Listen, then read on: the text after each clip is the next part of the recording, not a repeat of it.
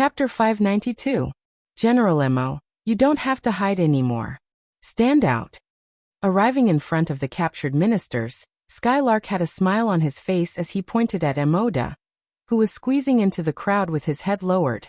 When his name was called out, Tulung Feng immediately grabbed him and pressed him in front of Skylark. What are you doing? I surrender. In the future, I am willing to be a loyal and courageous duke. I am willing to be a mercenary's dog. Please don't kill me. The weakness of human nature was finally exposed. Originally, he still dared to shout a few words in front of the imperial advisor, but the moment he saw the mercenaries, he was completely terrified. Skylark naturally wouldn't put this kind of person who bullied the weak and feared the strong in his eyes. As for the other party saying that he wanted to be a loyal and courageous duke's dog, he was very sorry, but such a person didn't have the qualifications. All right, you don't have to shout. Whether you can survive or not depends on how much you are willing to pay. We have also investigated your family background. How about this? In 3 days, take out 400,000 taels of silver, and you can live. Otherwise, you will die. The survey showed that Emoda's private property was about 350,000 taels of silver. The extra 50,000 taels was what Skylark meant. How could you know what kind of potential some people had if you didn't squeeze it out? What? 400,000 taels? I don't have it. When he heard this number, Emoda shook his head vigorously. No one knew better than him how much money he had. He definitely doesn't have 400,000 taels of silver. No. Could it be that our intelligence was wrong? Skylark said in a surprised voice. If one understood his subordinates, they would definitely know that the leader was preparing to scam them. How could Emoda know about this? He just wanted to bleed less, so he cooperated and said, Yes, your intelligence must be wrong. I can only take out 10,000 taels of silver at most. This is already my family background. When he shouted for Doi to cry out for injustice, those who didn't know would really think that Emoda only had this much money and was a great honest official. Bam! A kick suddenly landed on Emoda's body. We were wrong. How could we be wrong? It's obvious that you have the money but don't want it. All right, since you're willing to give up your life for money, I'll fulfill your wish. Men, chop off one of his arms as a warning. If he still doesn't repent, then his limbs. No. After all of his limbs are broken, kill him, and then go to his residence to search and confiscate his property. Skylark seemed to smile at everyone he met, but he was actually very vicious. Otherwise, he wouldn't have been entrusted with such a heavy responsibility by the Security Bureau. She couldn't be too soft-hearted when doing this kind of work. As soon as he finished speaking, Lung Feng took out a steel saber and landed it on Emoda's left arm. The blade rose and fell, accompanied by the sound of Maud's shouting. Ouch, it hurts so much. Come, let me ask you, do you have 400,000 taels? Skylark ignored the other party's shouts and continued to ask. No, at most 200,000 taels. Emoda was still insisting. He believed that the other party wanted money and not his life, so he gritted his teeth and persevered. He wanted to save some money for himself. You're still not honest. Cut off your left leg as well. Skylark didn't have the slightest intention of wasting his breath. He had already decided to kill the chicken to warn the monkeys. He wanted the other ministers to see what would happen if they wanted money and not their lives. Shwa. His left leg was chopped off as well. Another blood-curdling scream rang out. At this moment, Emoda struggled in pain twice before fainting. He fainted.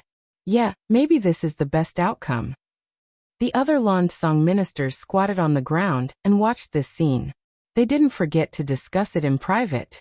In their eyes, it was better for Emoda to faint than to be awake. After all, he still had to suffer even if he was awake. Fainted? Hee, do you think you'll be fine like this? Someone, wake him up with cold water. Either take the money or give up your life. You have to choose one. Skylark chuckled and casually instructed. A bucket of cold water was poured down on Emoda's head and he woke up. When he looked at Skylark, it was as if he was looking at a devil. He repeatedly shouted, I have 400,000 taels, I can borrow it. Sigh, is that right? Someone, stop General Mo's bleeding. We can't let him die before we get the money. Skylark chuckled, as if he was very satisfied. Then he drew a line with the brush in his hand, then looked at the Lansong Kingdom's ministers who were squatting on the ground and casually said, "Come next, Lord Qian Yuliang, who is in charge of the treasury." Plop! As soon as he finished speaking, one of the people in the crowd fell to the ground in fright. Who else could it be but Qian Yuliang? But no matter how he reacted, he couldn't escape the result of being brought to Skylark for questioning. If one wanted to know what the result was, they would naturally have to pay for their lives. Otherwise, Emoda's fate would be right in front of them. They didn't want to lower their heads after being cut a few times. That would just be looking for trouble. State Preceptor Long Qi saw this scene with his eyes. Cold sweat unknowingly flowed down the back of his neck. At this moment he was very glad. He was glad that Skylark didn't look for anyone else but himself. He was glad that he tactfully agreed to the other party's request. Otherwise, he was afraid that he would have lost both his life and money. The heart-to-heart talk, or rather, the interrogation, continued. After questioning one person, Tu Lingfeng accompanied him and left. 3 days later, these people would either take out the money or pay with their lives. Under the pressure, who would think about the transfer of power? Who would care about the life and death of the king? This also made the following process very smooth. That night, the 3 battalions separately attacked the Lansong Kingdom's treasury, armory, and granary. Early the next morning, the gunshots in the city finally stopped. Some brave citizens walked out of their houses and found that everything was very peaceful. There wasn't any difference from before. If there was a difference, it would be that on the streets, one could hear the sounds of cursing coming from an official's residence. Also, one could see soldiers in green military uniforms patrolling the streets with the king's guards. With the experience of taking down Haniai City, it wasn't so complicated to deal with Wanxiang City. First, confiscate the property, then stabilize the situation. After that, all they had to do was wait for the 6th young master to bring the knowledgeable youths from Qiqian City to take over this place. King Piusai was placed under house arrest in a small courtyard. His food and drink were all sent to him. He had completely lost his freedom. Originally, the king still had a glimmer of hope. When the sun rose, he thought that there would be some loyal subjects coming to save him. However, after waiting from morning till night, there was no movement at all. He knew that he, the king, had been abandoned by his subjects. How would he know that all the subjects were now raising money to buy their own lives? How would they have the time to care about the lives of others? Even if he was the king, he was also thrown to the back of their minds. The occupied granaries started to sell rice. Once the people had something to eat, they became very obedient. The situation in the city stabilized. 3 days later, some of the subjects handed over the ransom. In order to survive, they really used all kinds of methods. Apart from the houses that Lung Feng had told them to confiscate, they sold everything else that they could. Some of them even sold their own concubines just to save up enough money to survive. Fortunately, those who could become subjects often had the support of some people behind them. It wasn't too difficult to borrow money from them. Therefore, more than 80% of the subjects handed over enough money in the stipulated time and didn't have to worry about their lives. Of course, there were also 20% who didn't have that much money. Young naturally wouldn't be polite. Since he said it, he had to do it. Otherwise, how could he intimidate others? Immediately, those people had their limbs chopped off and were hung on the city gate tower. This scene made many of the subjects feel that it was a close call. 3 days later, Young had an extra 14 million taels of silver in his hands. Most of this was provided by the subjects. A small amount was obtained from the Lansong Kingdom's treasury.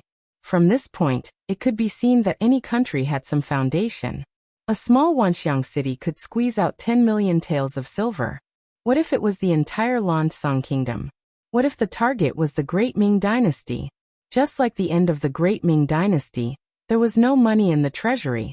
All the money was in the hands of the subjects and merchants.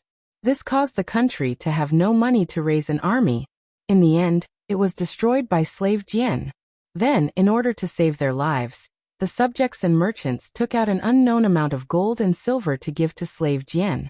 This also caused Emperor Chongzhen, who knew all of this, to shout before he died, "Kill all the subjects."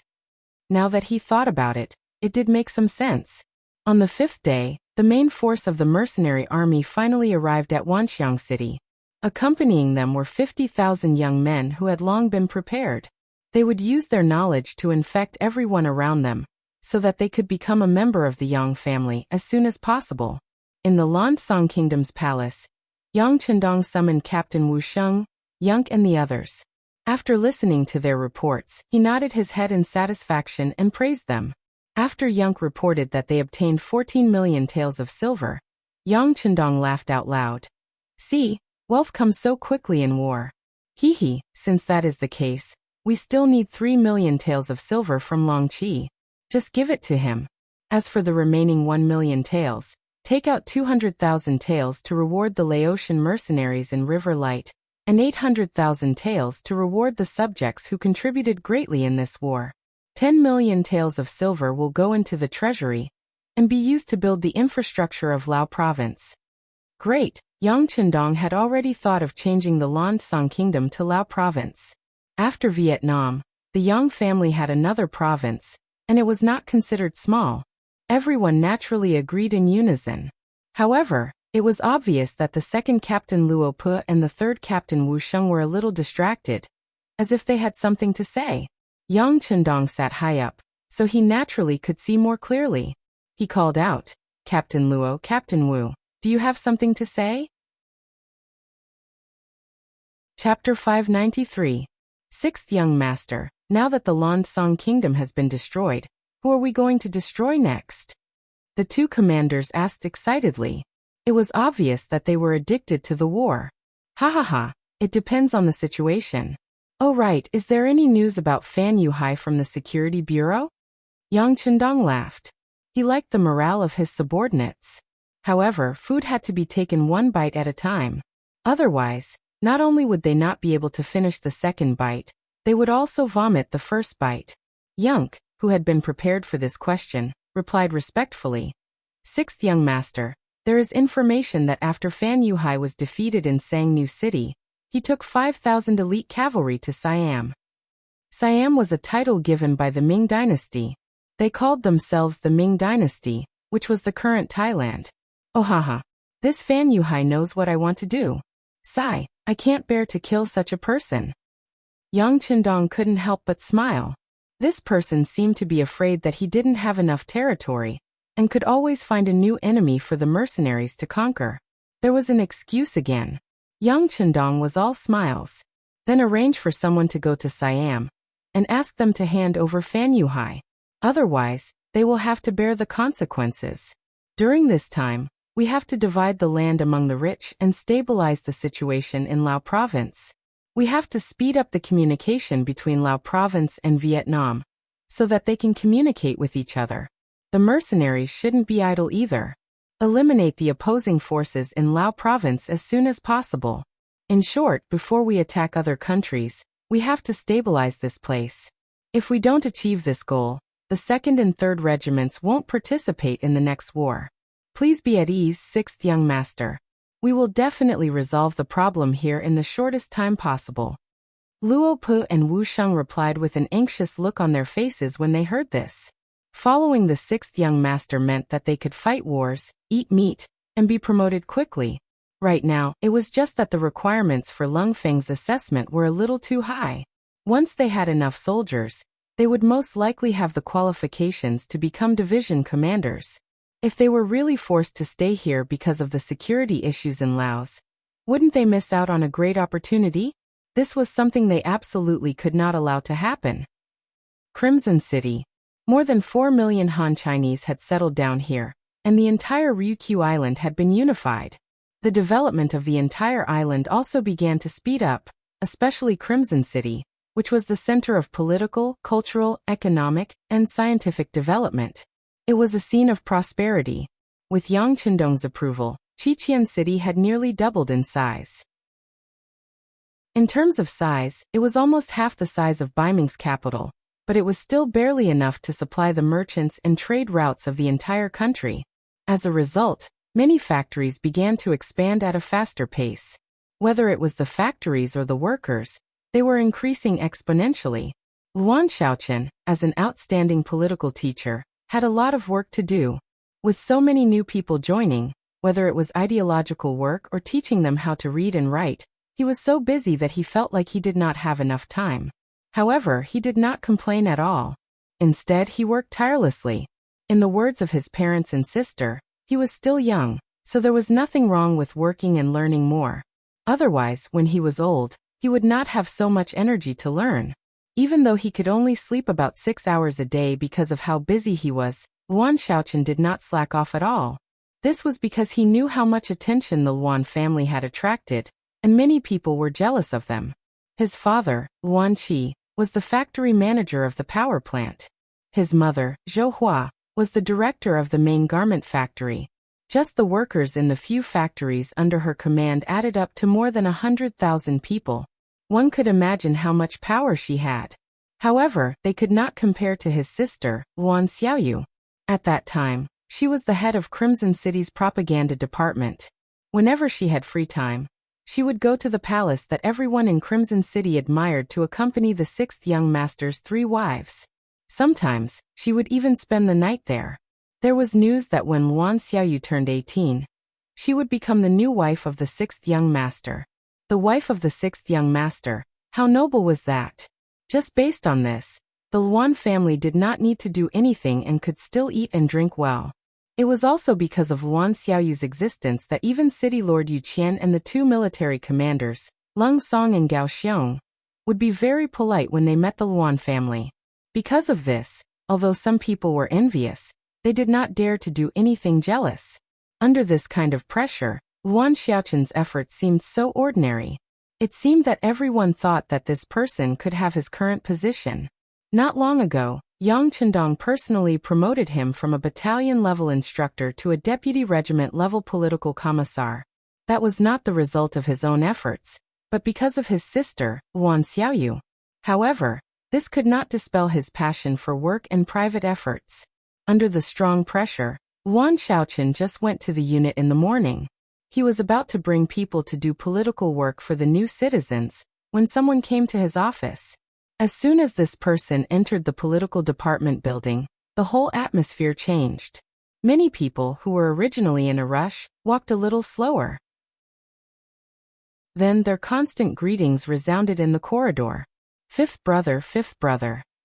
Hello everyone. The person also smiled and greeted everyone politely. Then he came to Luan Xiaoqian's office. At this moment, Luan Xiaoqian was assigning today's tasks to several subordinates. Because his back was facing the door, he didn't see anyone coming behind him.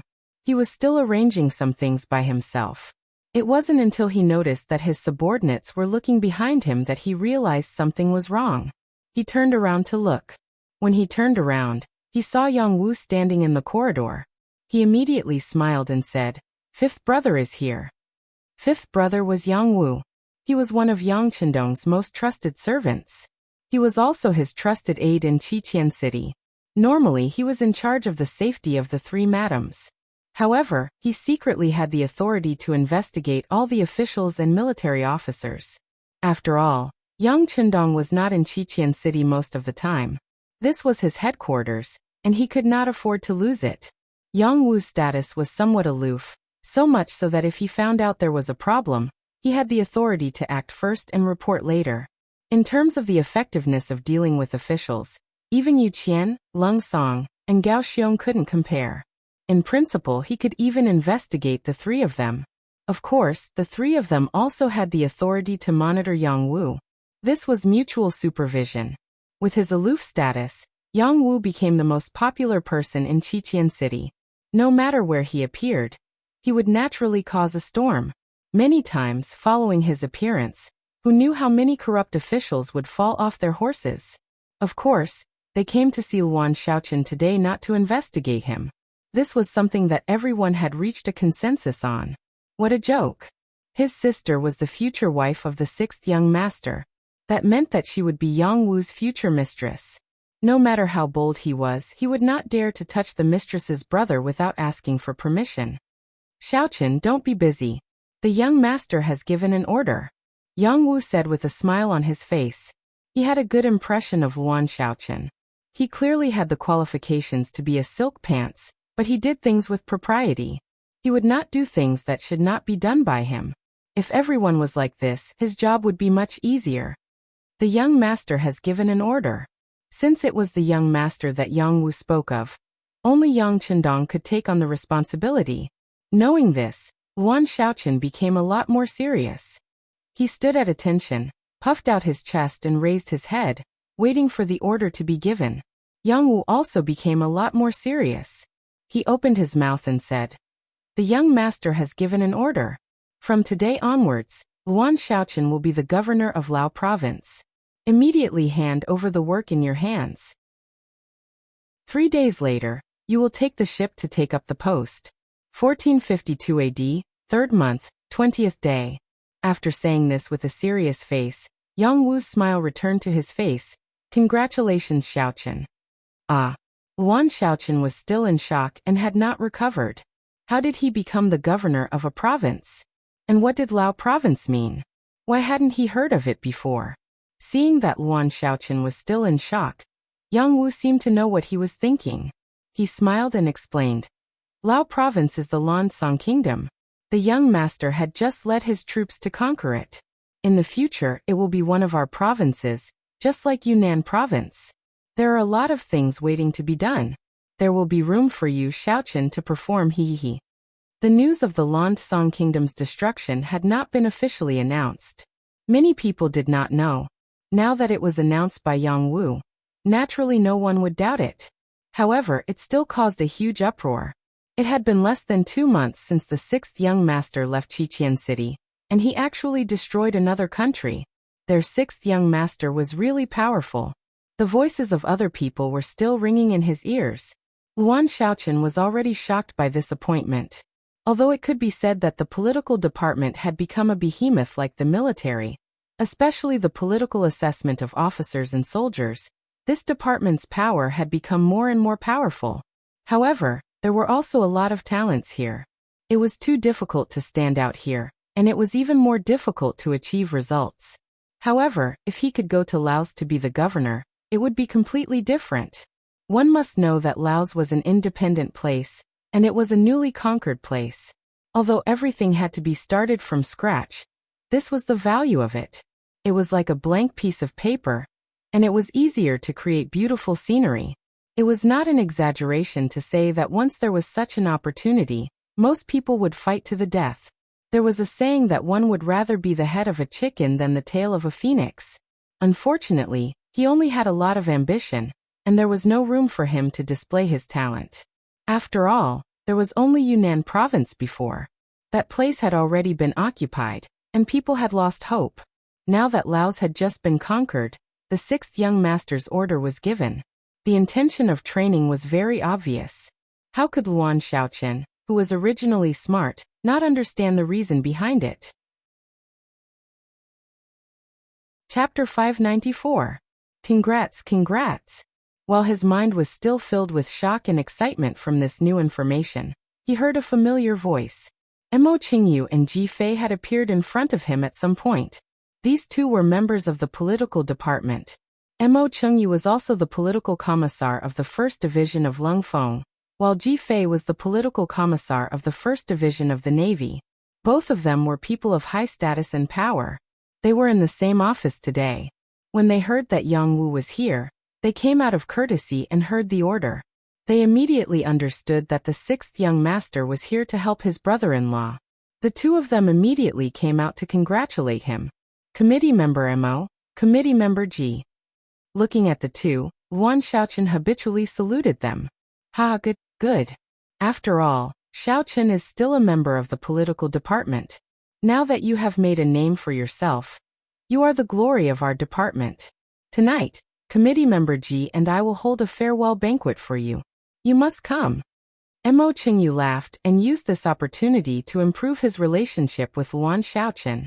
Although he was the #1 committee member in the department, in reality he was not much different from the other 3 committee members. If he wanted to have real power, he would have to become a vice minister. If he wanted to achieve this goal, he would need more people to support him. If Luan Xiaoqian was willing to support him at the critical moment, It would be a great help. TL note. Yang Chendong is the minister of the Ministry of Defense. Yes, we're representing the department. Xiaochen won't refuse, right? Ji Fei obviously understood the reason behind it, and said with a smile. The sixth young master only gave him 3 days. If he did not make the first move, then he would not have a chance to improve their relationship.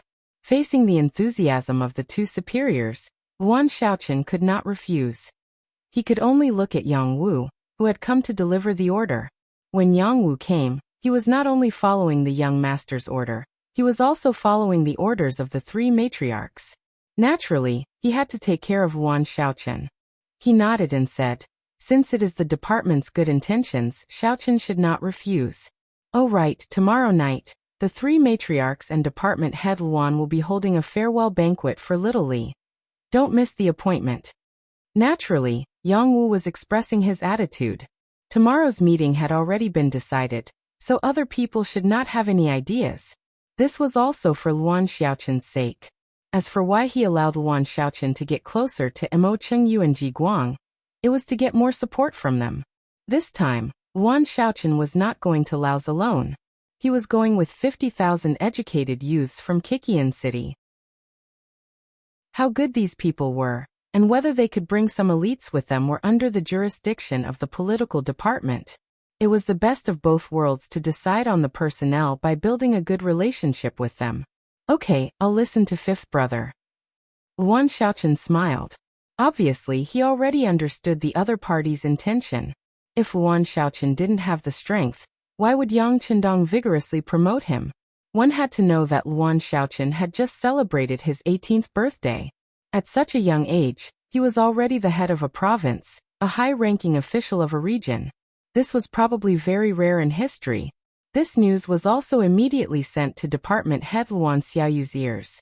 Hearing the news from her trusted aide, Luan Xiaoyu's face was full of pride. In her mind, the image of her big brother who hugged her the first time they met appeared. Now, she only hoped that she could grow up quickly and use her life to repay this benefactor of the Luan family. Luan Xiaochen's matter became a hot topic in Kikian City. At the same time, it gave more youths hope. Since Luan Xiaochen, who had just turned 18, could become a high-ranking official, did that not mean that they also had hope? Although he had benefited from his sister's light, his youth was still a fact. This made many youths work even harder. Everyone hoped that good luck would fall on them in the future. In fact, everyone had forgotten that Yang Chendong's true age was only 22 years old. It was just that his achievements were too dazzling, to the point that everyone had chosen to forget about it.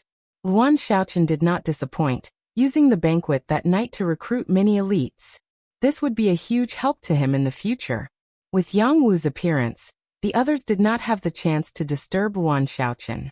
Instead, they allowed him to spend more time with his family. After all, outside Kikian City was the outside world. As the head of a province, he could not leave without orders. Who knew when the next meeting would be? 3 days later, Luan Xiaochen set off on time. Along with him were 50,000 youths, as well as 2 auxiliary battalions that had just passed the background check in training. As the population of Kikian City increased, the number of militia also increased. According to the rules, once the militia had served for over half a year and passed the background check, they would be able to join the auxiliary army. This was also due to the change in the situation. After all, the more places they conquered, the more soldiers they would need. Of course, more did not mean less. The examination was still very strict, especially the background check. Who knew how many people were rejected? After all, once they left Kikian City, if these people did not keep their mouths shut and spread the news, who knew what kind of problems it would cause? On this point, the political department played a huge role, and the publicity department also put in a lot of effort.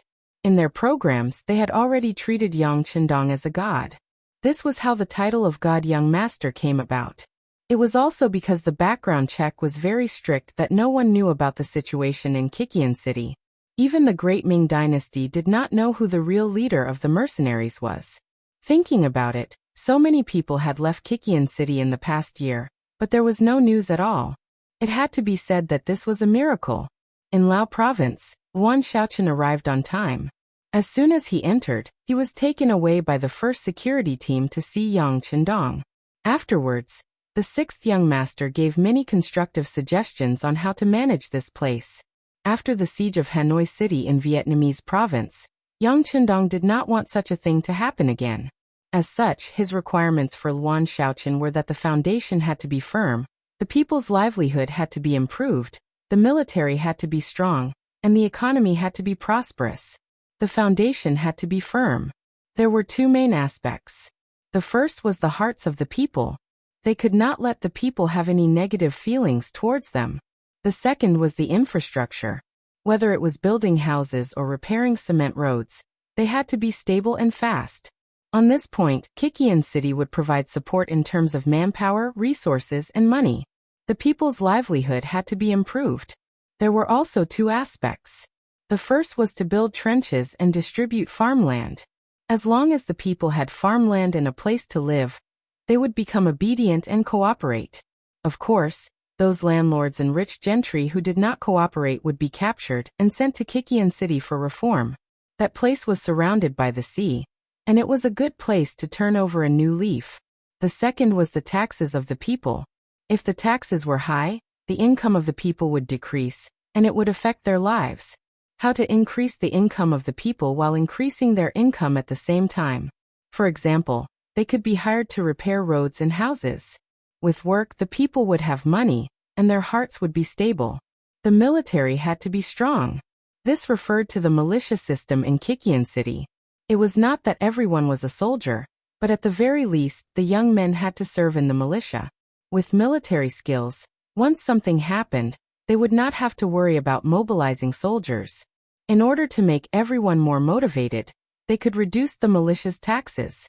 For example, if a family had a militia and they performed well, they could reduce their taxes by a certain amount. In this way, they wouldn't have to worry about not having enough soldiers. The economy had to be prosperous. This referred to the need to liven up business. Just like Hanoi City in Vietnam, they had to create a commercial street and slowly expand it. In the end, it would lead all the businesses in the vicinity to have a commercial street in every city. As the saying went, without commerce, there would be no rich country, and this was the principle. Under Yang Chendong's careful guidance, Luan Shaoqian memorized the instructions in the book, which gave him a general understanding of the work in the future. Next, he only needed to do it one by one. When a problem appeared, he would solve it one by one. His experience would become better and better, and his ability would become stronger and stronger. After recording these problems, Luan Shaoqian asked a more daring question. That was, should the expansion continue? Of course, he was not against expansion. Under the ideological and political education, the people from Kikian City knew that Yang Chendong had to send out troops to destroy one country after another in order to save more people. However, continuous expansion would also bring some hidden dangers. For example, the instability of the rear. If this problem could not be solved, once a problem occurred, it would be a big problem. It meant that many people who had just seen hope would once again fall into endless war and return to a life of poverty. This was not what Yang Chendong wanted. Luan Shaoqian thought about it all the way on the ship before asking this question. He didn't even know if he would incur Yang Chendong's wrath after saying this, but since Yang Chendong trusted him so much, he had to say whatever was in his heart. This was what it meant to repay a debt of gratitude. Haha. To Luan Shaoqian's surprise, Yang Chendong was not angry. Instead, he laughed and said, "I know what you are thinking. Don't worry, without a stable foundation, there will not be too much expansion for the time being. Of course, if you want to liberate more people with this young master, and let more people live a better life, then you should build up Laos as soon as possible." Chapter 595. After saying this, Yang Chendong patted Luan Shaoqian's shoulder. How could he not know that a weak foundation had become the biggest obstacle to expansion? Just like what Luan Shaoqian was worried about, if the rear wasn't stable and the front was still fighting, the consequences would be unimaginable. Regarding this, he naturally knew. Even without Luan Shaoqian's reminder, he had to stabilize and build a foundation first. Of course, if possible, he would fight 2 more battles to serve as a deterrent, so that he could gain more time and space for development. But he would not tell Wan Xiaochen all of this for the time being. In fact, there was still a problem involved in the assessment. Yang Chendong stopped for more than a month. He had to wait for the Security Bureau to send the latest news about Fan Yuhai. He had to wait for Lung Feng and the auxiliary soldiers to completely pacify Laos with the cooperation of General He Guang. During this time, the news of Lansong Kingdom being taken down by the mercenaries finally passed through the rainforest and reached Baiming, Southern Ming, and King Min's factions. Among the three factions, the one with the biggest reaction was the Emperor of Southern Ming, Zhu Qizhen. Baiming was far away and couldn't take care of it. Even if they were angry, they could only choose to ignore it. King Min was still consolidating his position. Learning from Southern Ming, he was also recruiting and training soldiers. However, he couldn't stop Yang Chendong from growing stronger. Southern Ming was different. This country originally belonged to Zhu Qizhen. In his opinion, whether it was Baiming's Zhu Qiyu or King Min's Zhu Huituan, they were all his family's thieves. They were the ones who stole his wealth and territory. However, no matter what, their fight was his family's business, and the mercenaries were his enemies. With such a mentality, when he heard that the mercenaries had taken down Lansong Kingdom after destroying Jiaoji, he was naturally furious. He was furious in the palace. Even though the only one who told him was the chief eunuch, Chao Jixiang, he was still furious. What is he trying to do? Doesn't he know that Lansong Kingdom is also one of the countries that Emperor Taizu set not to conquer? Doesn't he know that Lansong Kingdom is also the Laos protectorate of Great Ming? What reason does he have to occupy it just like that? He roared like a madman, not caring about how terrifying he looked at this moment. After shouting this, Zhu Qizhen looked at Chao Jixiang and asked loudly, "Great partner, what's his reason?" "Your Majesty." Chao Jixiang's face was filled with apprehension, as if he was shocked by the emperor's might. However, from the way he answered the question, it could be seen that he was not truly afraid. Not long ago, the Lansong Kingdom sent out tens of thousands of troops to attack Hanoi City together with the famous general of Jiaoji, Fan Yuhai. However, they did not manage to take it down. However, I heard that many of the mercenaries died in this battle. Is there such a thing? Zhu Qizhen acted as if he didn't know anything. In fact, when this news was reported, he clapped his hands in joy. In his opinion, the loss of the mercenaries was a good thing. At least it proved that they were human and could die. But now he didn't want to think about it at all. Instead, after hearing Chao Jixiang's answer, he said with disappointment, "This Panjasit is really too much. Why did he provoke the mercenaries and give them an excuse to attack?" Sigh. This sigh showed Zhu Qizhen's attitude. He could only pinch his nose and admit to this matter. In fact, he couldn't not admit it. Who told the mercenaries to become the victors? The victors had the right to do anything with a condescending attitude. "Your Majesty, this subject has something to say." Seeing that Zhu Qizhen's anger seemed to have subsided, Chao Jixiang tried to speak. "Great partner, if you have something to say, then say it. We forgive you." "Thank you, Your Majesty. In fact, Your Majesty, the mercenaries' current actions are not a bad thing for us. The bigger their territory, the more people they will send in, and the less mobile forces they will have. When they expand to a certain extent, their foundation will inevitably become unstable. At that time, our new army should have finished training, and it will be time for a large-scale counterattack. At that time, as long as we defeat the mercenaries, wouldn't everything they have now become the Great Mings and Your Majesties in the future?" Chao Jixiang observed Zhu Qizhen's expression as he spoke. As a eunuch, his job was to solve the emperor's problems. Therefore, restoring the emperor's confidence was one of his duties as the head of the eunuchs. Zhu Qizhen seriously considered Chao Jixiang's words. After a while, his dark expression finally cleared up and he smiled. "That's right, great partner is right. As long as we become strong and can defeat the mercenaries, then what they have will be ours in the future. Haha, right. We are going to train the new army with all our strength. As long as the army is strong enough, who would dare to oppose us? Haha." As if he had thought it through, Zhu Qizhen was no longer angry about this matter. He didn't even send someone to reprimand Yang Chendong on the surface. Instead, He put all his energy into training the new army. He even took out 3 million taels of silver from the national treasury for this. Through trading people, the southern Ming Empire really did have some savings. Beiming was too far away and couldn't participate in anything. The southern Ming Empire had its own little plans. Due to its own strength, it had to admit everything. As for Minwang, while stabilizing the foundation, he had some thoughts. For example, he wanted to try to contact Yang Qindong. However, Zhu Huiming's thoughts were quickly dissuaded by his officials. According to these officials, now that the mercenaries were in the limelight, it would be difficult to gain any benefits by allying with them. It was better to wait for them to lose due to their arrogance. At that time, the price to pay for allying with them would be much lower.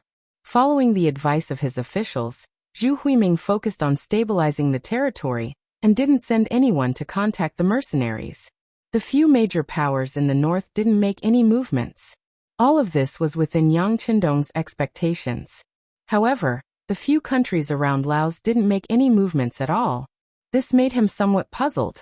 Logically speaking, since the mercenaries were so powerful, the Ava Dynasty Myanmar, in the northwest, Siam Thailand in the west, and the Phnom Penh Dynasty Cambodia in the south should also have some reaction. At the very least, they should have sent someone to contact him.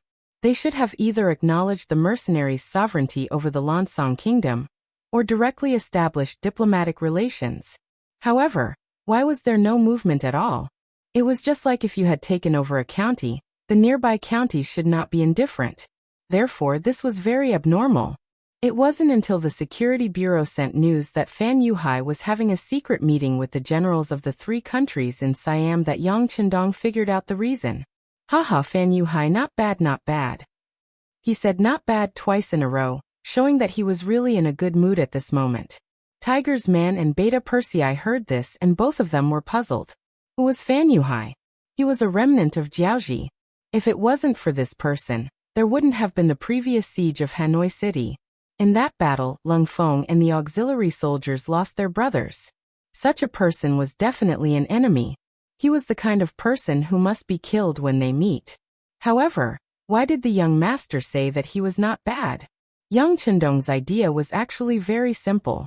It was because Fan Yuhai had previously led the trouble to the Lansang kingdom, which gave the mercenaries a chance to send troops. Now that he had led the trouble to the Siam kingdom, wasn't this still creating an opportunity for him? Previously, Yang Qindong had thought about whether to let Fan Yuhai go. Of course, this didn't mean that he wouldn't eliminate him. He just wanted to eliminate him later, so that he could lead more countries into this situation, and create enough excuses for him to attack. In fact, when he entered the Lansang kingdom, Yang Qindong had thanked him in his heart. What he did not expect was that Fan Yuhai seemed to know what he was thinking. Fan Yuhai had contacted the generals of Siam in such a short time. Moreover, he had contacted the generals of 3 countries at once. Fan Yuhai was really his soulmate. He was happy that he had an excuse, but Yang Qindong wouldn't launch an attack immediately. War wasn't as simple as just talking about it. Every battle involved too many things. There was information, terrain, comparison of forces and deployment, logistical support, provisions and equipment, morale, and so on. If any of these were not prepared, it might lead to the failure of the war.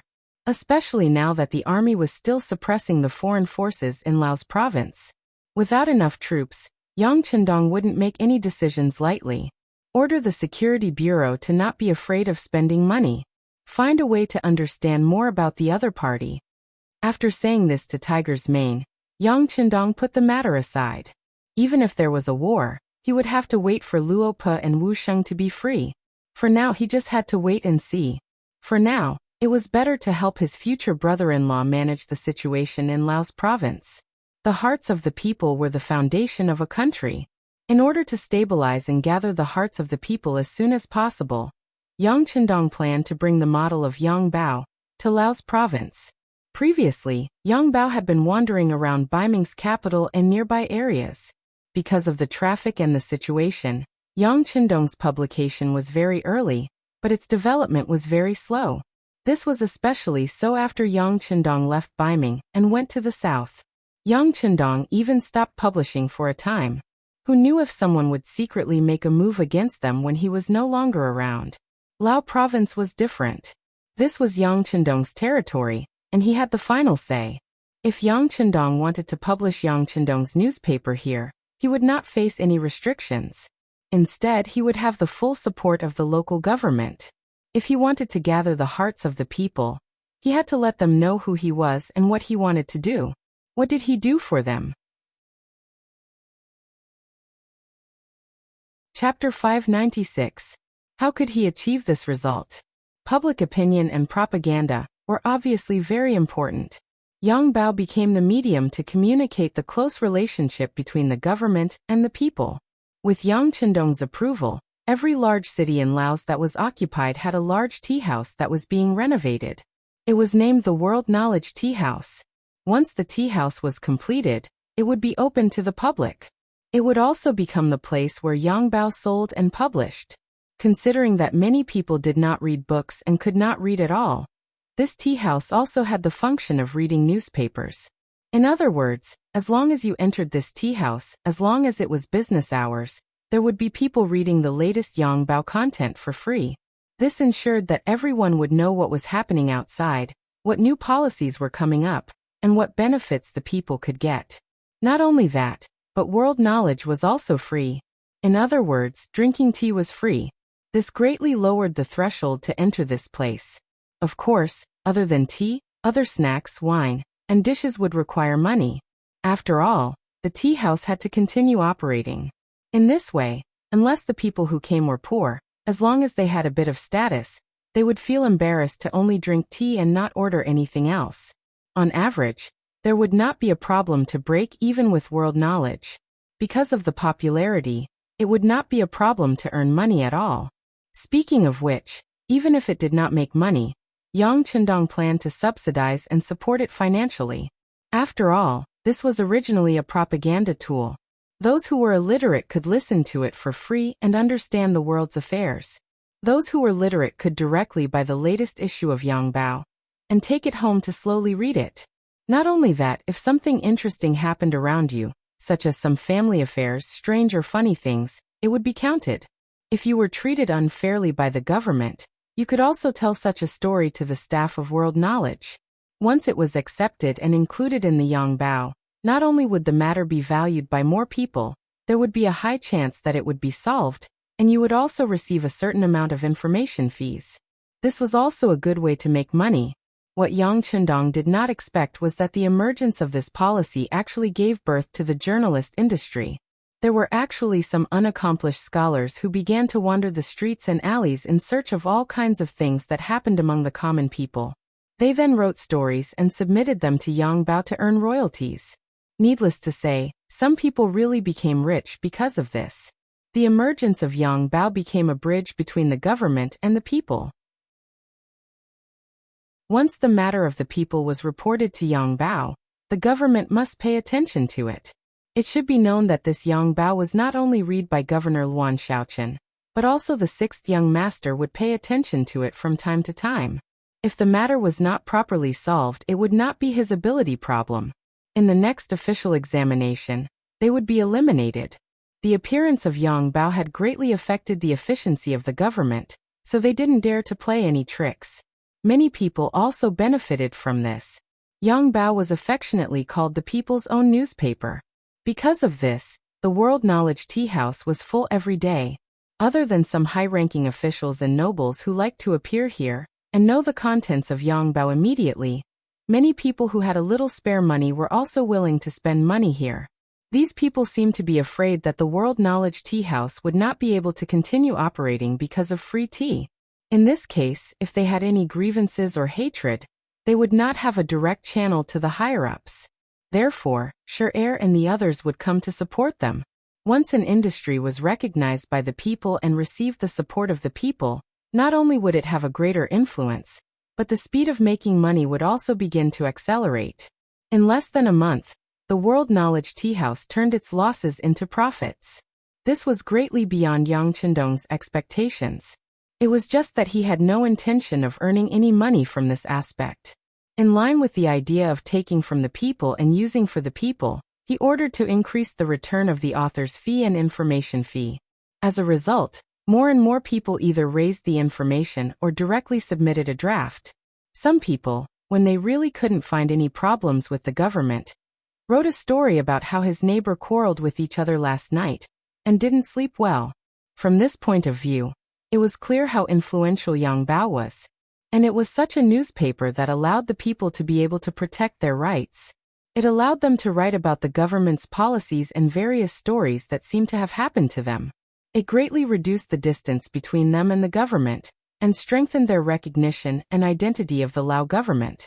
Seeing the effect of Yang Qindong's paper was so good, he waved his pen and asked Vietnam to follow suit. He also sent some of Yang Bao's experienced people to help Vietnam. And just a month later, dozens of world knowledge tea houses also sprouted like bamboo shoots after the rain in the major cities of Vietnam. There was a trend of more and more of them, and the distance between the mercenaries and the Vietnamese people was shortened. Waiting for the dust to settle, Yang Qindong had already stayed in Lao province for 3 months, and Luan Xiaoqian had been the provincial governor for more than 2 months. He had already begun to adapt to the new environment and work. In 3 months, Lung Feng and the auxiliary soldiers rode bicycles all over Laos, conquering one city after another. In the face of an invincible force, more and more people surrendered. Lao province was finally liberated. During this time, the Phnom Penh Dynasty, Siam Dynasty, and Awad Dynasty did not do anything. It was as if they did not see this at all. These people seemed to have the mentality of not getting close, and not offending the mercenaries. If it was a weak person who had just taken over a new force, they would need a long period of stability. It could be 3 years, 5 years, or even 10 or 20 years. If it was Yang Qindong, of course he wouldn't sit and wait. From his experience, the 3 neighboring countries would not really let Lao province develop so smoothly. The only reason they did not act was because they had not found the right opportunity. For example, once the main force of the mercenaries left, the siege of Hanoi province would most likely repeat. Now that Lao province had a clear political system, the people were united, and the people were stable. It was time for stable development. Yang Qindong would never allow the same thing to happen again. So if others did not come looking for trouble with him, he would take the initiative to find trouble with others. Since he had to fight, it was better to fight outside. At least, if he fought outside, he would not feel the slightest bit of heartache even if the city was destroyed. He called Yang from the Foreign Affairs Department. After making contributions in the liberation wars of Vietnam and Laos, he had been promoted and became the director of the Foreign Affairs Department. He was in charge of the major matters in this area. Yang Qindong called him over because he wanted to hear his opinion on the war. He had been promoted and gained more power. The burden on his shoulders had also become heavier. Yang was a smart man. After he was promoted to director, he learned more about the situation of the Foreign Affairs Group of the Security Bureau, and sent more people. He wanted to understand the situation of the 3 provinces, and understand it thoroughly, so that the 6th young master could make the next step. Waiting for Yang Qindong to ask him, he explained the plan he had in mind for a long time in detail. The 6th young master, Fan Yuhai, is still wandering in the Chiang Rai area of Siam.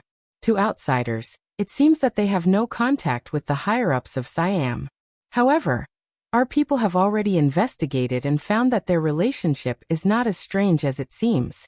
On the contrary, the food for the 5,000 elite cavalry was provided by Siam. They should be waiting for an opportunity. As expected, listening to the information reported by Skylark, Yang Qindong nodded his head in deep thought.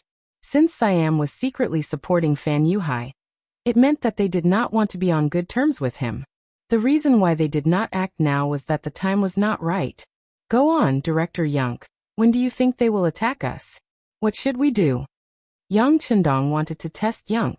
He wanted to see how much Yang's thoughts were similar to his own. Seeing Yang Qindong's look of approval, Yang was encouraged and continued. 6th young master, whether it is Fan Yuhai or Siam, they will definitely be our enemies. After all, the development of Lao province is very good. With the completion of the commercial street, and its use, It has attracted a lot of businessmen. This is a treasure trove. No one will not be jealous. But as for when they will come, I am not sure. However, they must be waiting for an opportunity when they think it is suitable to send troops, or when our forces are empty, just like when the Lansong soldiers attacked Hanoi. Well said. Yang Chendong nodded approvingly. This was what he thought. Director Yang, do you think we should take the initiative to attack them? No. I don't think so. Yang replied with a very firm tone. Oh. Why? Yang Chendong's interest was piqued. Sixth young master, I have sent people to investigate Siam. I found that Siam is not weak in terms of military strength or economic ability. Especially in the absence of war in recent years, their internal development speed was very fast. Now just the military strength alone already had 500,000 soldiers. If the situation required, they could recruit another 300,000 soldiers. With such a strong military strength, if we take the initiative to attack, I am afraid that we will not be able to gain much advantage. Even if we can defeat them, it will consume a lot of our resources. There is no room for us to develop in other areas in a short time. If other countries suddenly attack us at that time, such as the Phnom Penh Dynasty in the south, we will be in a bad situation where we have to fight on both sides. This is very disadvantageous. Chapter 597. After saying this, Yang was afraid that what he said would diminish his own prestige and boost the morale of others, so he quickly added, although our mercenaries are very powerful and are not afraid of any enemy, if the plan is more thorough, we can completely avoid such a situation. Isn't that better? How can the plan be more thorough? Yang Chendong had already heard the meaning of Yang's words.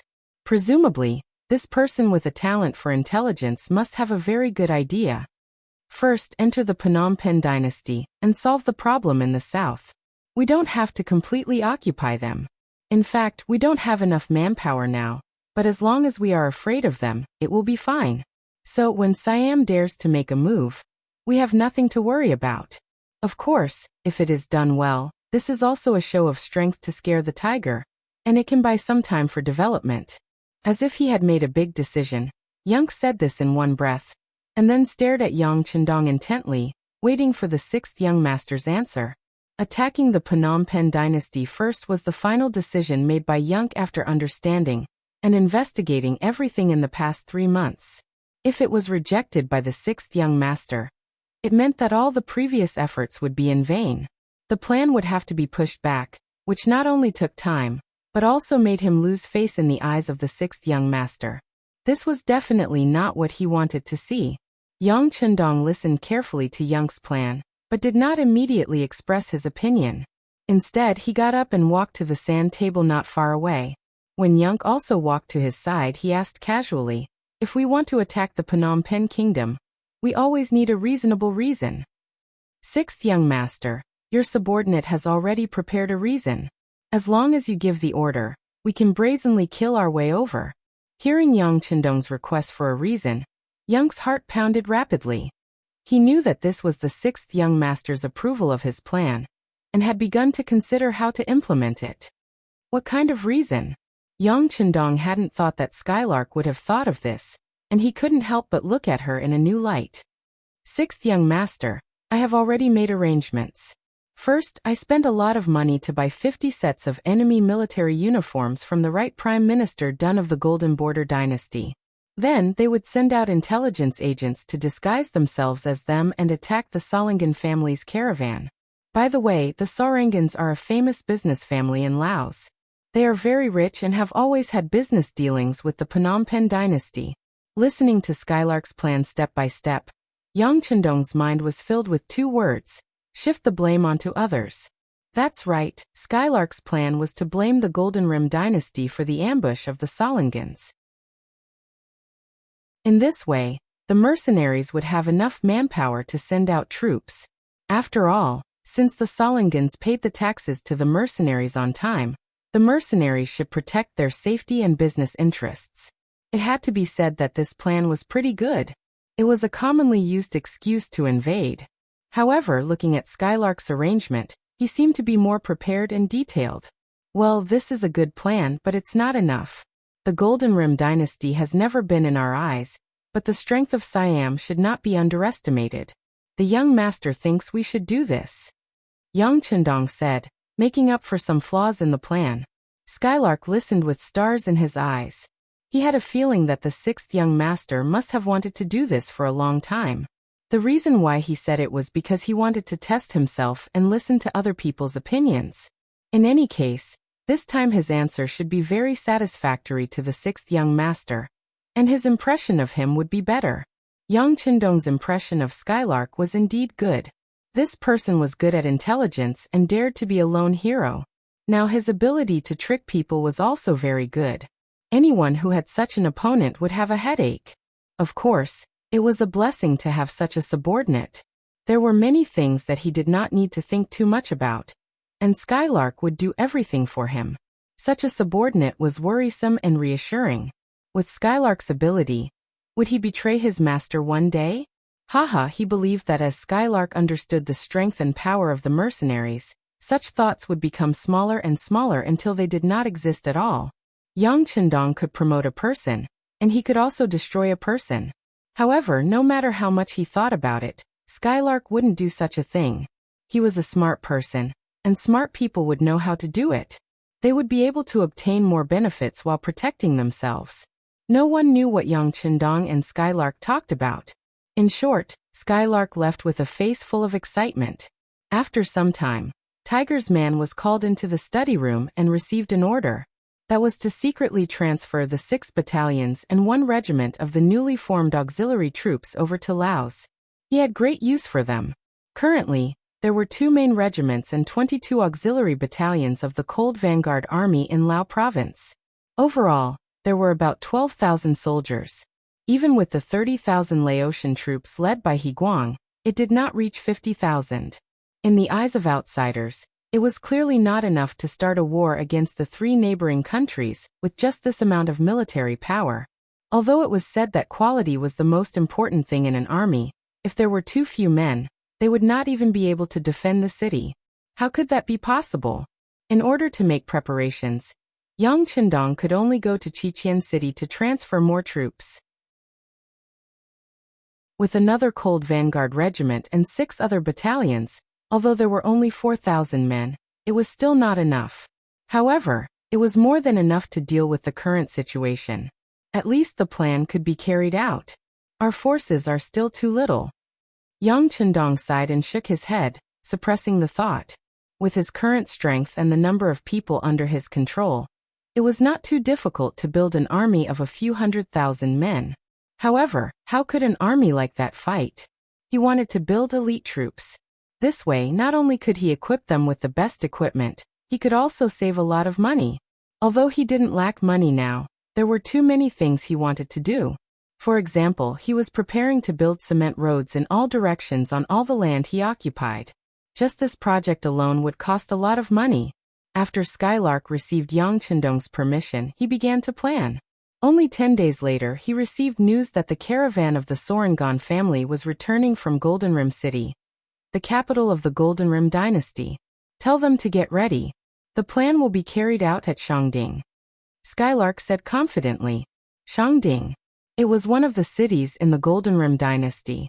It was close to the Mekong River, and was very close to the Lao province. Because of the importance of the geographical location, it had also become an important supply point for many caravans. Nashin was leading the caravan here to replenish their supplies. As an established business family in Laos, they bought a lot of new products from the commercial street in Wanxiang City when it opened. Then, he led a team to deliver the goods to Phnom Penh Dynasty's capital, Phnom Penh City. After making a big profit there, they returned. Rare goods were sold in the commercial street, such as perfumes and mirrors, which were priceless. Even the colorful underwear and cheongsams were sought-after goods in the eyes of the nobles of various countries. In less than a day, all the goods were sold out, and the price was increased by 10% in the process. The profit from this trip alone was more than 20 times the profit of selling ordinary goods. Nashin, who had made a lot of money, was grinning from ear to ear. He took the caravan of more than 100 people and 6 carts out of Shangding. He rented a big boat and sailed to the Mekong River. He wanted to take advantage of the fact that these goods were selling well and make more trips to the Sorangan family to ensure a higher status in the family. His face was full of confidence, and he even began to imagine how popular he would be when he returned to the clan this time, and how people would look at him with worshipful eyes. Suddenly, he saw a military ship coming from afar. The reason why he said it was a military ship was because the deck of the opposite ship was full of men wearing the Golden Rim Dynasty's military uniform. From afar they were all majestic.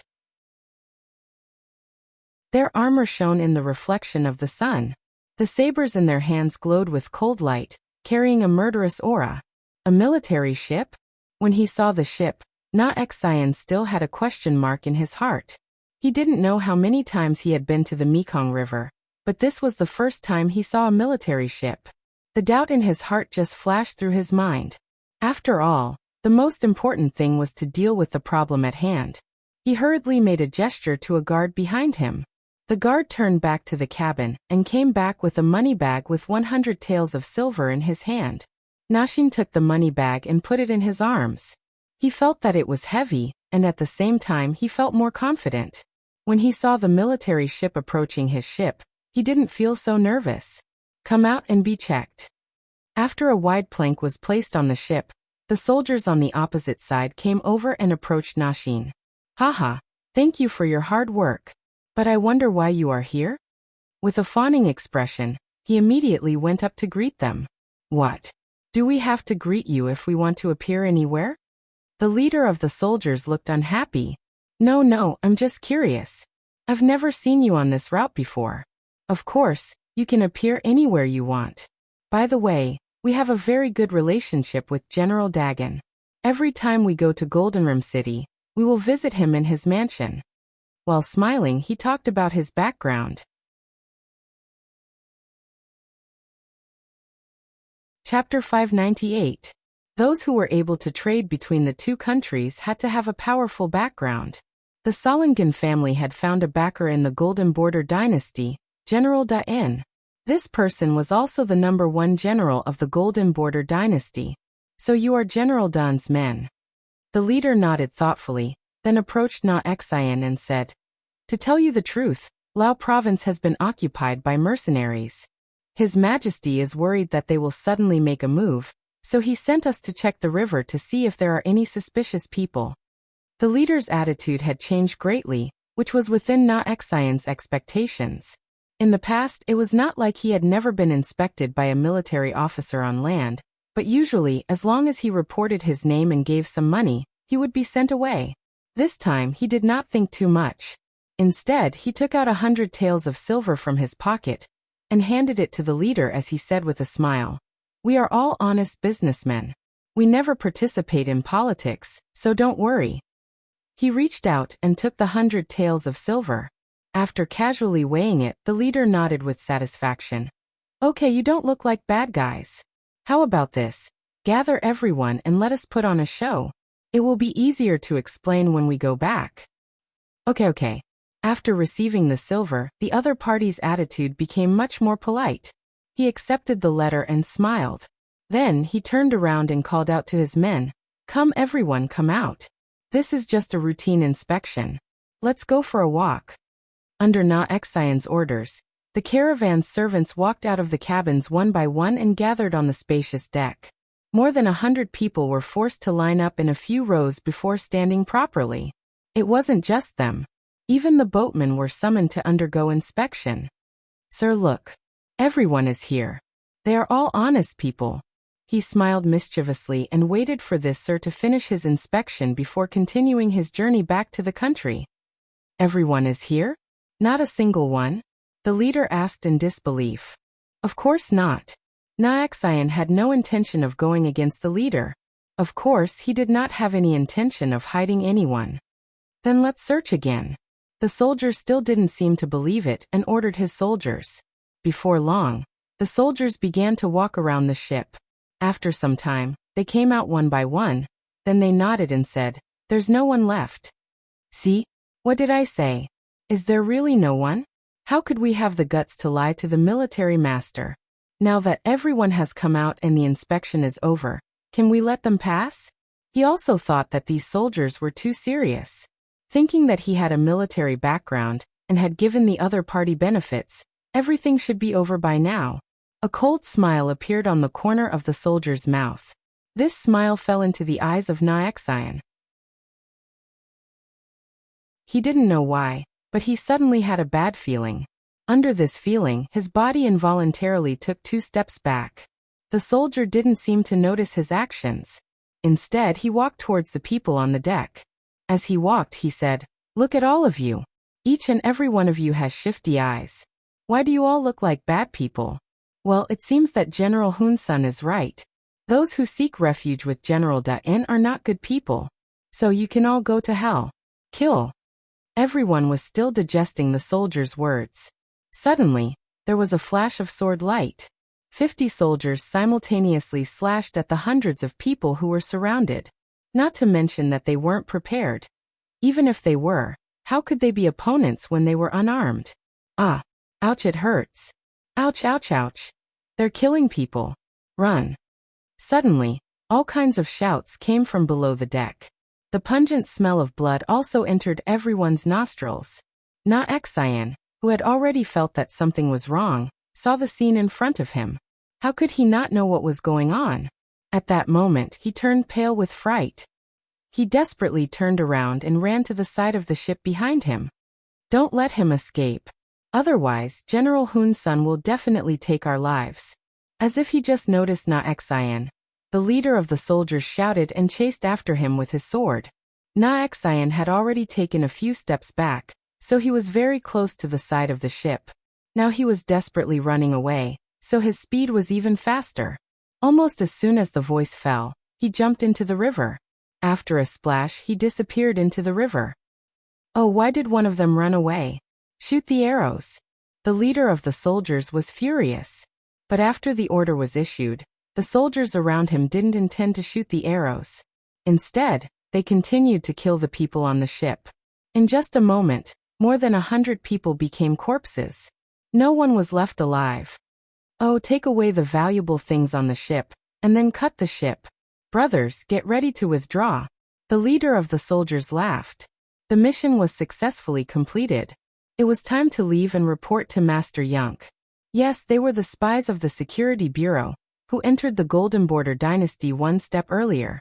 This time, they were ordered by the Director of Foreign Affairs, Master Yunk, to intercept the merchant ship of the Solingen family here, and let one live. As for why they did this, they didn't need to think too much. The Security Bureau always had their own rules. It had become a habit to just do and not say. As for Nongxin, he jumped into the river and dived into the distance. Fortunately, he went out all year round and was good at swimming. There weren't many waves on the river, and it was broad daylight. He quickly found the right direction and escaped.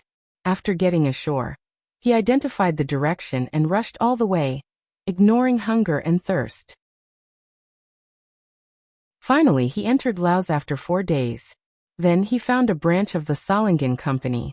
After revealing his identity, he got into a carriage and rushed to Wanxiang City overnight. After another 7 days, Nongxin finally saw the city gate of Wanxiang City. At this moment, he couldn't stop his tears from flowing. He was like a child who finally found his parents. He instantly had a pillar of support.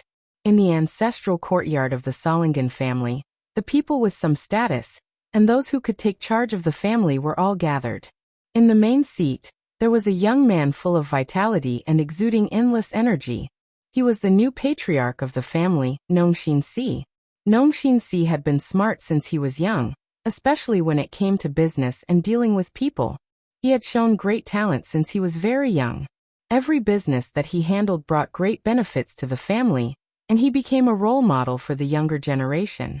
Since it was a big family, there was naturally no lack of talents. On the contrary, the mentality of seniority was very serious.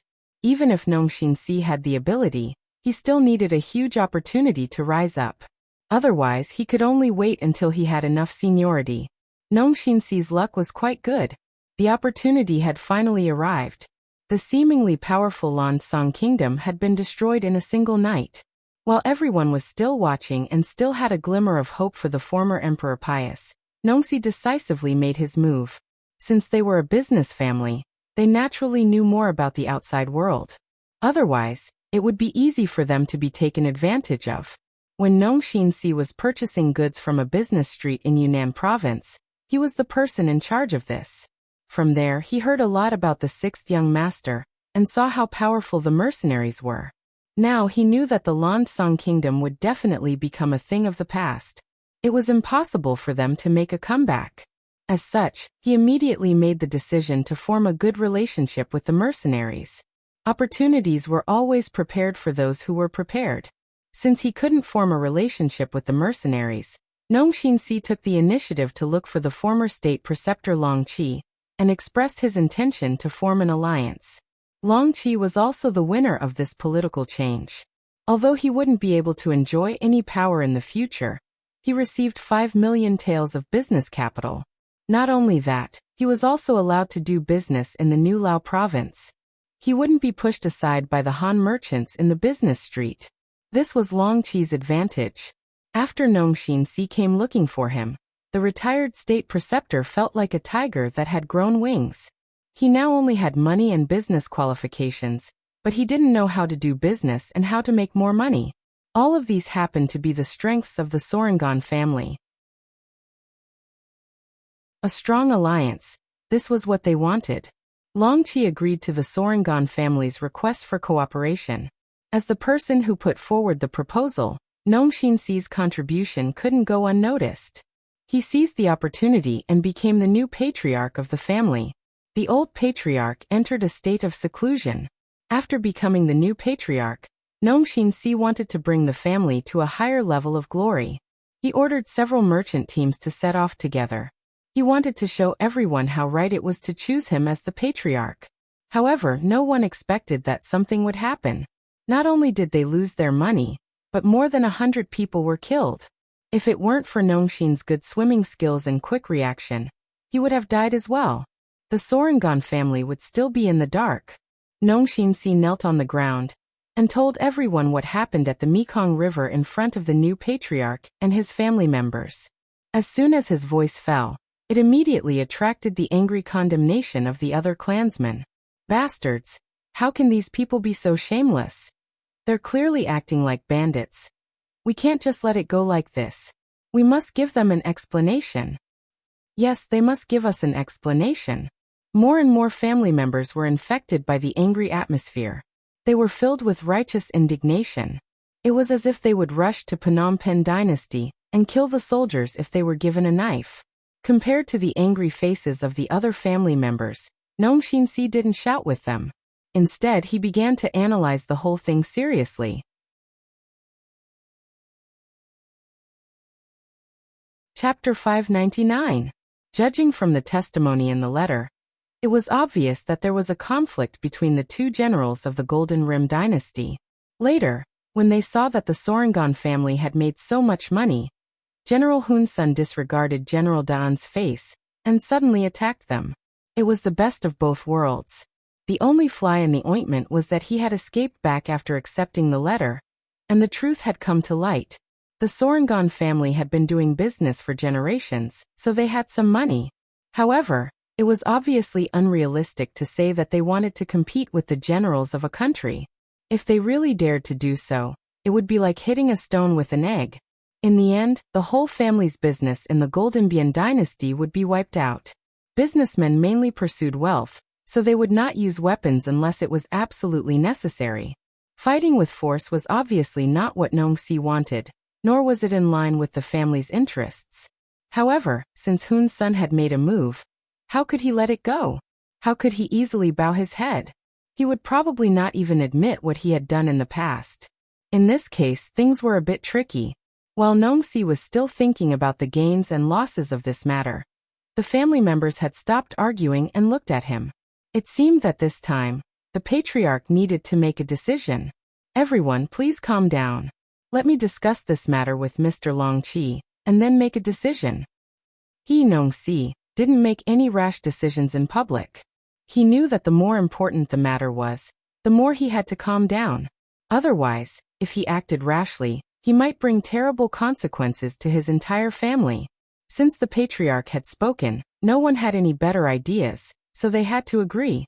However, some elders had already said that if this matter was not handled properly, they would consider reconvening the family meeting to choose a new patriarch. Nongsi could be promoted because he had Longqi's support. However, if this support could not guarantee the family's interests, then they did not mind inviting the old patriarch. From this matter, it could be seen that many people were jealous of Nongsi's promotion. The family was not stable. Knowing the elders' intentions, Nongsi was not angry. Instead, he smiled and promised that the matter would be solved. After that, he brought a few of his attendants to the former state preceptor's residence and met with Longqi. He was no longer the state preceptor, and Longqi didn't have as many official matters as before. Even the nobles of Kanglin were still ostracizing him. He wasn't used to being idle all of a sudden. Fortunately, the road of business had opened, and he had already begun to reap rewards. Shining silver entered his pocket, making him smile so widely that he couldn't close his mouth. He also seemed to have suddenly become younger.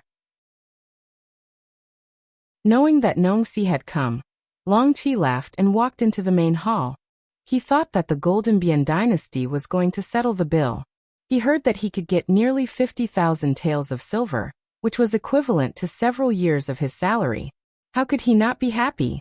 Mr. Long, something's happened. When he saw Longqi, Nongsi immediately put down his pride as the patriarch. He cupped his fists and repeated what he said in the letter. Longqi retracted his complacent expression and quietly listened to Nongsi's words. After understanding the whole situation, his first thought was that the other party wanted to take advantage of him. But after thinking about it carefully, the other party now had more to rely on him, so they shouldn't do such a thing. Could it be that someone really didn't have eyes and took their money? It was difficult to do business, especially when you had to look at the faces of high officials and nobles. Sometimes you might even suffer a lot if you couldn't manage one aspect well. Although Longqi hadn't done business before, he still knew the truth. But usually the smaller the business, the greater the constraints. On the contrary, the more powerful the family, the easier it would be to do business. This was the power of connections. The Sorangan family had been doing business for generations. They had some connections and roots in some neighboring countries, even in the Great Ming Dynasty. Logically speaking, such a robbery and murder shouldn't fall on them. But why did such a thing suddenly happen? As a former state preceptor, Longqi obviously thought more than Nongsi, a businessman. It was precisely because he thought more that he felt the trickiness of this matter. Mr. Patriarch, what are you going to do? Longqi didn't express his opinion immediately. It was a habit he had cultivated for many years. Before making a final decision, he would first listen to other people's opinions and learn from their strengths to make up for his weaknesses. Mr. Long, I want to send someone to communicate with General Hun Sen and see if I can persuade him. If they don't give us face, we can ask General Mian for help and let him put pressure on them. In short, if we don't solve this problem, our caravan can't go to the Golden Dynasty. Nongsi had thought of many countermeasures along the way, but he still felt that these conventional methods were not enough. That's right. Longqi nodded in agreement. He agreed with Nongsi's suggestion. But Nongsi's face showed a hint of hesitation. But what? Mr. Patriarch, since we are already partners, just say what you want to say. Longqi showed a trace of dissatisfaction with Nongsi's method of loosening the reins only to grasp them better. He had been an official for many years and held a high position. What hadn't he seen before? How could he not see through Nongsi's tricks? After being exposed, Nongsi's face showed a trace of embarrassment, but he soon returned to normal. A businessman must be thick-skinned. This was always the most important factor. A person who flinched when faced with a problem was destined to not achieve great things. Yes, Mr. Long, you're right. It's my fault. After admitting his mistake, Nongsi went straight to the point. I'm afraid it'll be difficult to resolve this matter. Since General Hun Sen has already taken action, he won't spit out the fat meat that's already in his mouth. In fact, he might even deny it. If that's the case, I'm afraid that even if General De En puts pressure on him, it won't work. Not to mention, It's still unknown whether the two generals will really fall out with each other for a businessman like us. So we have to make other preparations. Other preparations? What do you mean? Long Qi naturally understood the reason behind it. Officials protecting each other was not just a saying. When facing merchants, officials would always have a sense of superiority. Naturally, Nongxi's considerations had their own reasons. After pondering for a moment, Nongxi finally raised his head and said to Long Qi, "We have to be prepared. If we really can't do it, we can ask for help from the mercenaries." Ask for help from the mercenaries? Long Qi was shocked after hearing this. Then he shook his head and said, No, how can the mercenaries bother with such a small matter? Besides, the Golden Border Dynasty is an independent dynasty. They have no subordinate relationship with the mercenaries. Long Qi shook his head. Of course. He used to be a state preceptor, but now he was just a commoner. Previously, Yunk wanted to use him, so he was allowed to make conditions. Now that he was given 5 million taels of silver, he was allowed to do business, and he was given priority to take some goods from the commercial street. This was already very considerate. One shouldn't push one's luck. Naturally, this was also because Long Qi was currently in a weaker position. Otherwise, who knows how many times he would have taken advantage of this situation. Why not? Nongxi's face was firm. Mr. Long, didn't the mercenaries say that? They will protect the people. Oh no. It's the interests of the people under them. Now that we are in Laos, we are already considered citizens here. We are doing business and have paid the business tax. Now that we have a problem, shouldn't we ask for help? Nongxi wanted to say that he should ask for an explanation from them. But he knew that he should keep it to himself. He didn't have the guts to make things difficult for the mercenaries. I still can't. Long Qi was first persuaded by Nongxi's words, but then he shook his head. Now he was just a commoner. Who knew if the mercenaries would care about him? If he took the initiative to ask for help, what if the mercenaries suddenly wanted to settle old scores? Money moved people's hearts. Now everyone knew that he had received 5 million taels of silver from the mercenaries. If someone wanted to take advantage of him, and took the initiative to ask for money, should he give it to them? As for whether the mercenaries would do this, anyway, when Long Qi was the state preceptor, he did this many times. Judging others by their own standards, of course he would think that this was the right thing to do. Long Qi shook his head like a rattledrum, which made Nongxi feel a little discouraged. The reason why he wanted to work with Long Qi was not only because he could get more goods from the business street, but also because of Long Qi's connections and identity.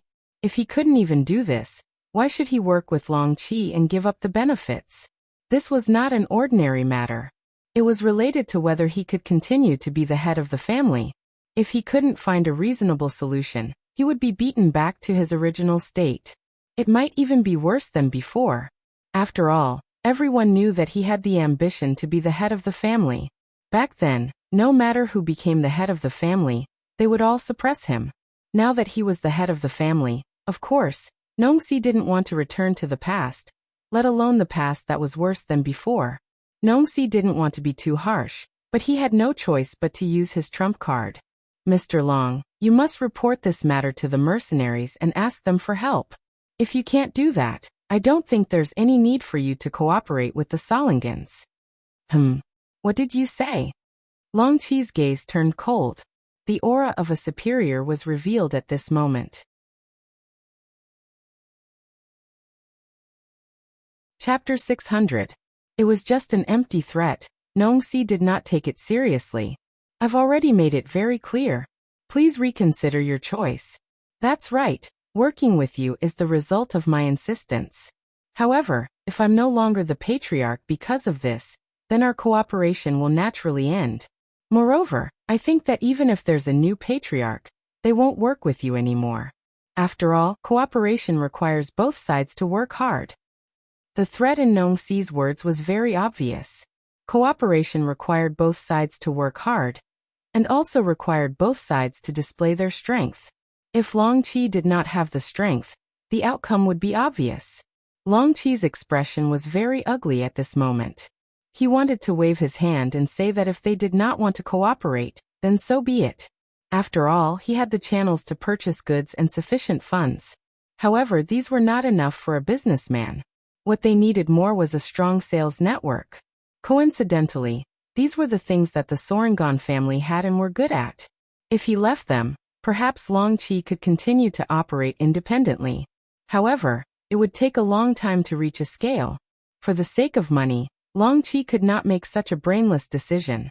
Long Qi's expression changed again and again. He smiled very sincerely. "Mr. Patriarch, what are you doing? I was just joking. Just as you said, since we are now citizens of Laos, and we are paying business tax, I think they should be more than happy to help us out when we have a problem, right?" Long Qi changed his words, or rather, he was forced to change his words. Since the situation was not good, he had no choice but to lower his head. Nong Si smiled in satisfaction. "I was just joking with Mr. Long. Since that's the case, when do you think we should talk to the mercenaries about this? This matter cannot be rushed. The mercenaries do big things. How about this? Let me contact them first. I'll give you an answer a day later." Long Qi replied with a smile. He had not contacted Yun Ke for a long time. Now he did not even know where he was. How could he meet him just because he wanted to? Knowing that Long Qi was going to use his connections, Nong Si's goal was achieved. He smiled and left the state preceptor's residence. In the following time, Long Qi immediately sent out his men. He needed to know where Yun Ke was. Where was Yun Ke? Of course, he was in Wanxiang City. However, as an agent of the Security Bureau, his whereabouts had always been difficult to track. Unless he wanted to meet someone else, it was too difficult to find him except for a limited number of people. It would be difficult for Long Qi to find Skylark. But what he didn't know was that Skylark was paying attention to him. He even got the news that Nong Si went to the Long residence. "You're finally anxious? Very good." After hearing his subordinate's report, Skylark's face was filled with a victorious smile. Half a day had passed, but there was still no news about Skylark. It wasn't that his men didn't benefit from it, but the mercenaries were an impenetrable force, and outsiders had no chance to talk to them. They couldn't just go to the camp of the mercenaries, or the provincial government to look for them openly, right? If that was the case, it wouldn't be looking for someone but seeking death. "Men, prepare a carriage. We're going to General He's residence." Long Qi had no choice but to rely on his old face to do the job. No matter what, He Guang only joined the mercenaries because of his introduction, so he owed him a favor. However, Long Qi knew that this was the only time he could do this. The next time he had something to do, it was hard to say if He Guang would be willing to meet him. Long Qi was quite lucky. He Guang had just returned from killing bandits outside. After the servant reported, a guard walked out of the residence and led Long Qi to the depths of the residence. In front of the guard, Long Qi also lowered his posture. From this point, it could be seen that he was very clear about his identity. Usually, people like this wouldn't be detestable. In the living room, He Guang met Long Qi. After not seeing him for almost 3 months, He Guang had a colder and more murderous aura.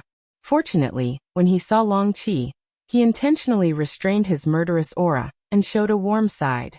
"State Preceptor Long." "Please don't, General He.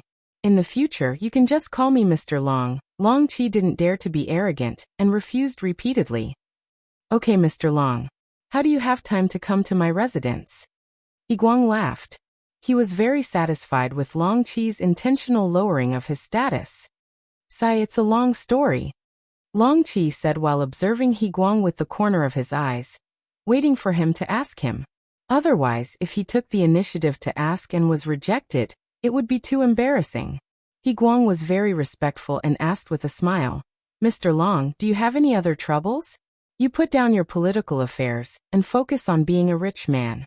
This is something that I can't ask for." Long Qi shook his head. "General He, you only see the glamorous side of me.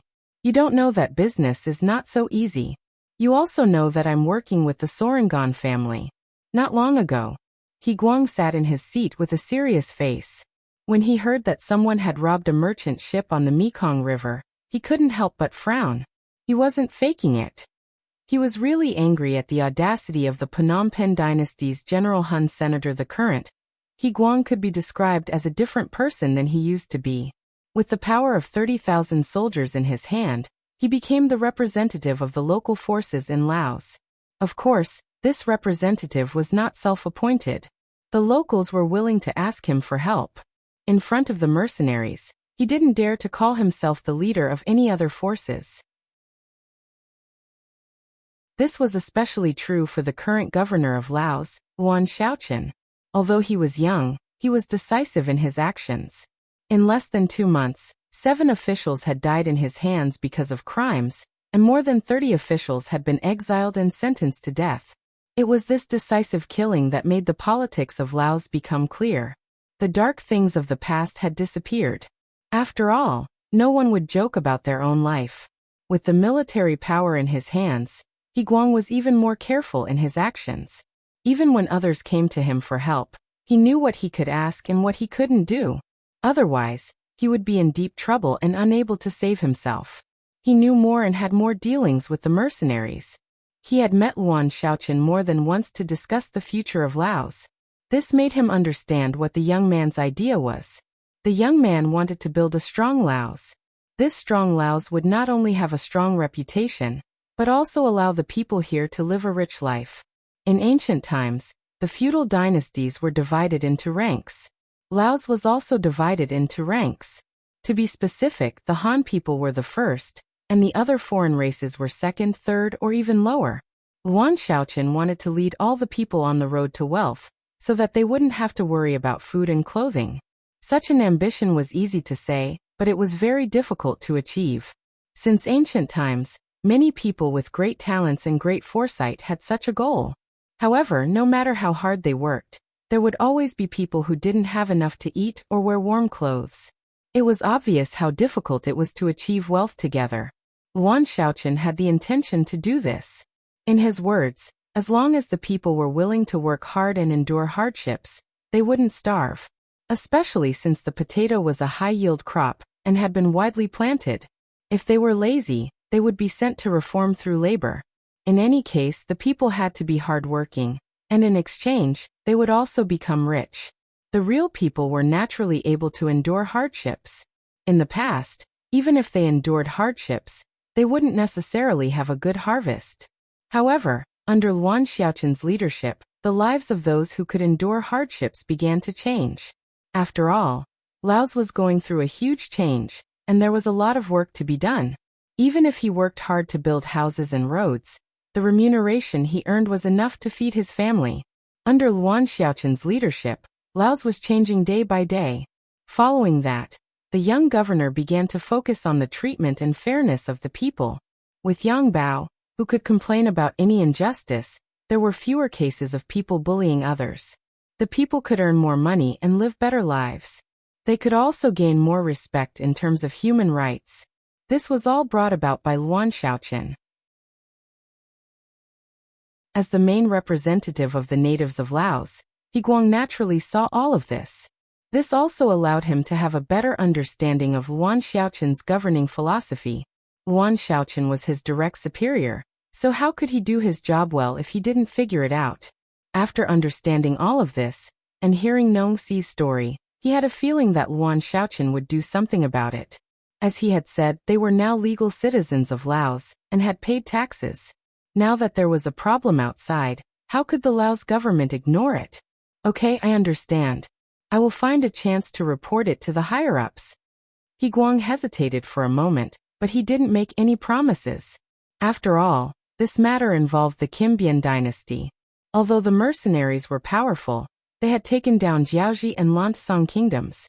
Now was the time to digest the fruits of their labor. Who knew if there would be more problems? Long Qi knew that He Guang's current position was a little awkward. With a new master, he had to worry too much about what he said. Long Qi didn't press him too much, and instead, he cupped his fist to express his gratitude. After staying for a while, he left the He mansion. Yunk was in Yang Chendong's mansion, discussing the next step. Since the plan had already started, there was no reason to stop.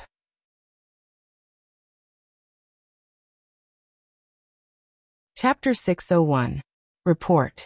The security bureau just sent news that Long Qi went to the He family's residence and left after an hour. Tiger's mane walked into the study and reported to Yang Chendong, who was looking at the sand table. Got it. Yang Chendong nodded and said, pack up. We will head to Wulong City tomorrow morning. Not only was Tiger Edge stunned by this order, but even Skylark, who was analyzing the situation, was also stunned. Wulong City was a big city in Siam that was very close to Lao Province. It was less than 300 miles away from Wanxiang City. However, it was still within Siam's territory. Why did the sixth young master want to go there? The two of them could not figure out the meaning of this step. However, since it was the sixth young master's intention, they had to carry it out. Tiger's mane nodded and left. Yun Kei, who was left behind, quickly looked at Wulong City on the sand table and fell into deep thought. He lowered his head for the time it took for an incense stick to burn. Then he suddenly shouted, I know, sixth young master is preparing to, Sho. Yang Chendong smiled at Yun Kei and nodded, that's right. I am preparing to go to war with Siam. As for the extent of the war, it depends on the attitude of the other party. The sixth young master. Isn't this too risky? After all, we don't have a lot of troops. If we do this, it will be equivalent to going to war on two fronts.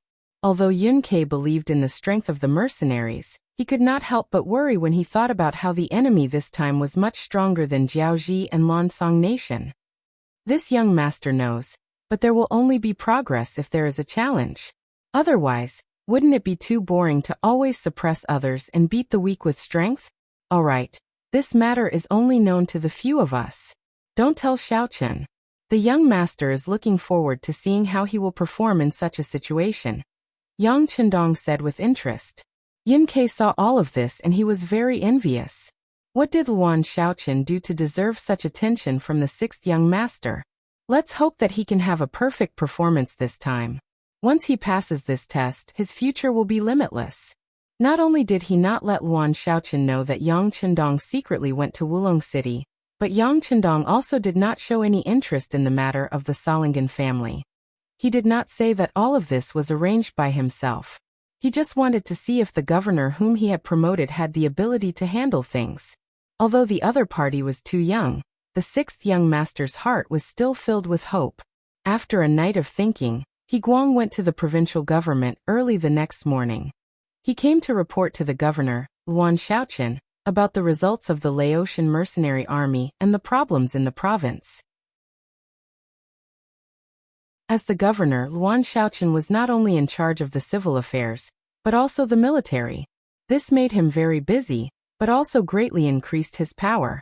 For example, if one were to take control of the military and government at the same time, it might cause problems in peacetime. However, in an unstable and dangerous place, such a method of centralizing power in one person was still necessary. At the very least, it would save a lot of unnecessary wrangling. Compared to 2 months ago, Luan Xiaochen was thinner and more tanned, but he looked more energetic. After the attendant invited He Guang into the office, he held a piece of paper in his hand and asked 7 or 8 questions. This was one of the methods Yang Chendong used to train them. A good memory was not as good as a bad pen. When He Guang came, he was very clear about the situation of the army. Naturally, he answered all the questions without showing any panic. About an hour later, the questions were answered. Luan Xiaochen nodded with satisfaction. General He, thank you for your hard work. Laotian is going to be a period of great development in Laotian. We absolutely cannot allow any chaos in public security. So please don't relax and keep an eye on things. If you find any problems, solve them immediately. If you can't solve them, just report to me. Yes, Governor Luan, don't worry. I know what to do. He Guang's attitude was very humble. He did not dare to call himself a general in front of Luan Xiaochen. After the work report, Luan Xiaochen picked up the tea on the desk and took a sip. Subconsciously, she reminded He Guang that he could leave. Usually at this time, the subordinates would immediately stand up and leave with the excuse that they still had work to do. However, this time He Guang did not do so. Instead, he said tentatively, Governor Luan, I have something that I should report to you. What is it? Luan Xiaochen was a straightforward person. He was too busy with work. If he was not too busy, he would not ask He Guang to leave immediately, because in a while, it would be time for the next person to report. It wouldn't be good to chat with others while drinking tea and delaying the main work. Since he had made up his mind, He Guang no longer hesitated. Instead, he used the simplest and most concise words to explain the matter that Long Qi had told him. After saying this, he immediately shut his mouth. He could pass on the message, but it was not up to him to make the final decision. He originally thought it was a military matter. He did not expect that the citizens involved were treated unfairly in other countries. This was the first time he encountered such a matter. For a moment, Yuan Xiaochen did not know how to deal with it. However, his intuition told him that it was not a small matter. Okay, I understand. How about this? I will go to General He's residence tonight. Haha, speaking of which, I have been here for more than 2 months, but I have been busy and did not visit your wife. It is very rude of me. And when the time comes, I would like to ask General He to invite the people involved. I want to hear their words. Yuan Xiaoli's face was full of smiles. When He Guang heard this, he was excited. Yes, then this general will be waiting for the governor's arrival tonight. What do you mean by not arriving? He said that he was just going to walk around casually. Don't make such a big commotion. Yuan Xiaochen was still smiling, but the reminder in his words was very obvious. That was, he wanted to keep the matter of him going to the He residence as low-key as possible. Don't let everyone know. He Guang immediately understood Yuan Xiaochen's meaning. The other party did not want to make a big commotion before making a decision. He immediately nodded. Yes, Governor Yuan is right. We are just going to walk around in private. We will not disturb others. Very good. Then I will trouble General He to go and prepare. After He Guang left, Yuan Xiaochen intentionally stood up to send him off. This gave He Guang a fright. He quickly said, Governor Yuan, please stay. However, the moment the door closed, He Guang's bent body immediately straightened. This was the first time the governor personally sent him off after he reported his work. Although it was just for show, it was already a big improvement. It proved that his actions had caught the other party's attention. This was definitely a good start. It seems that I did the right thing by reporting this matter. I'll go back now and bring Long Qi and that Tanong Si over. I'll tell them what they can say, and what they can't say when they meet Governor Yuan tonight. He Guang muttered to himself as he walked out of the building. In the office, Yuan Xiaochen had already closed his eyes and leaned against the back of the chair. Early this morning, he received the decision of the 6th young master to go on patrol. Therefore, when such a problem arose, it was impossible for him to ask for advice. Thinking about what Beta Persei said in the letter, the 6th young master said that you should work as you should, as long as everything is reasonable and legal. If anything happens, he will take care of it. This was not as simple as just saying. Yuan Xiaochen knew that since the 6th young master said it, he could really do it. Even so, if he asked for advice on everything, he would be too narrow-minded. It's just the Phnom Penh dynasty. Daring to touch the caravan of Lao province is tantamount to provoking the Lao provincial government. Even so, it is absolutely impossible for the other party to not give an explanation. Otherwise, if they attack the caravan this time, I am afraid they will attack us next time. After making a general decision in his heart, Yuan Xiaochen opened his eyes again. At this time, there were footsteps outside the door. It was the next official to be received. He mansion. Today, after He Guang came back, the He residents began to clean up. Then, his personal guards were sent out one by one to be responsible for the safety of the surrounding streets. In short, Governor Yuan came to his residence to give him face. Then he absolutely could not have any problems, not even the slightest bit. When the sky just turned dark, Long Qi and Nong Si appeared at the door of He mansion. Sure enough, they were traveling light. Each of them had only brought a personal attendant with them. It was not as simple as what the messenger had said, that they did not cause any commotion.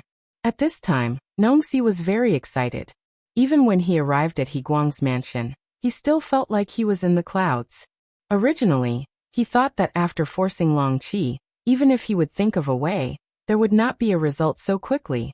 After all, This person had already retired from the position of state preceptor. Moreover, he was a minister of the previous dynasty.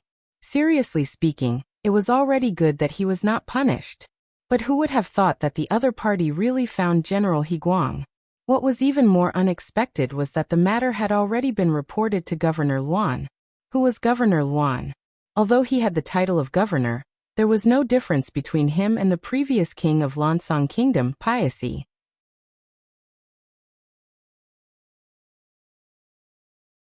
Chapter 602.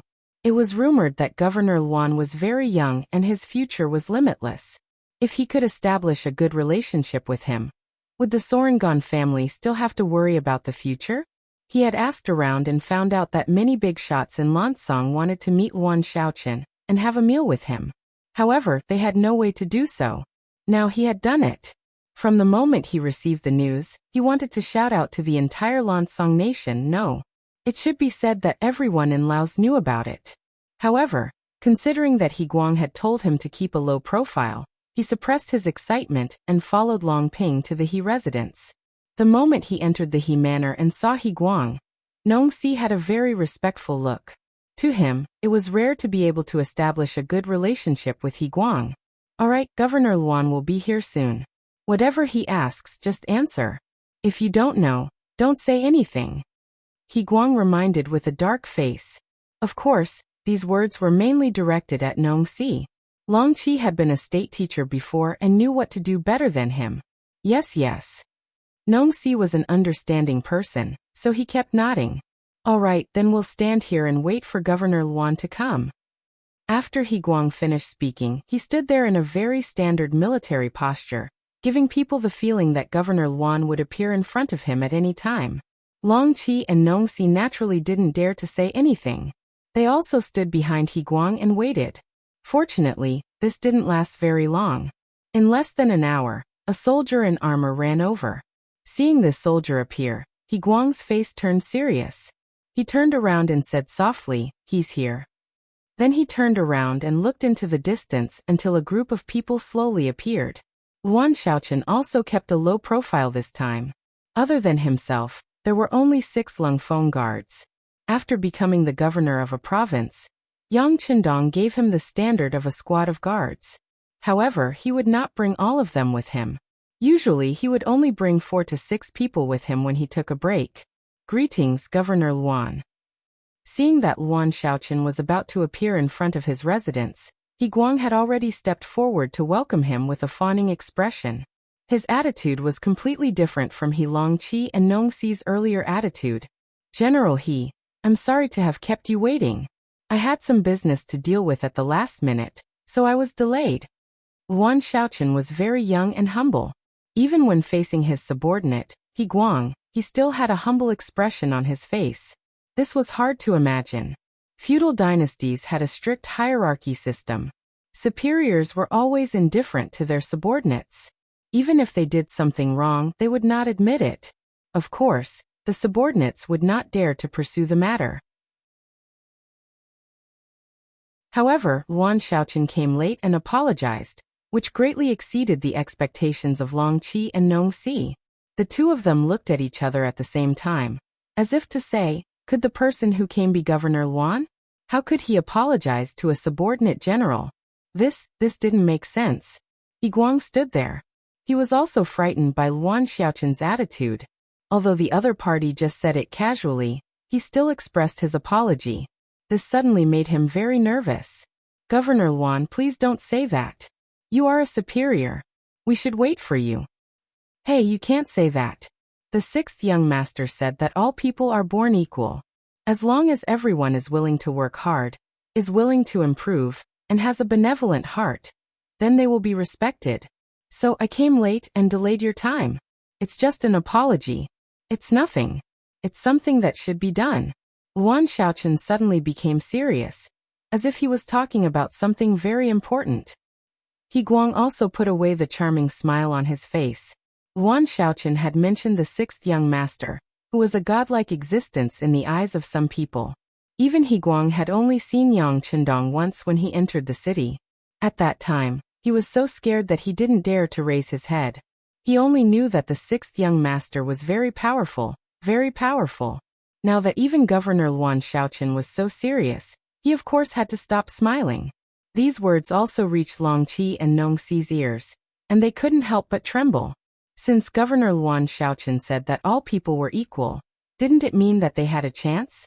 After all, they were also citizens of Laos. After a simple greeting at the door, He Guang quickly invited Luan Xiaochen into the house. "This is the first time I'm visiting. I brought some gifts for sister-in-law.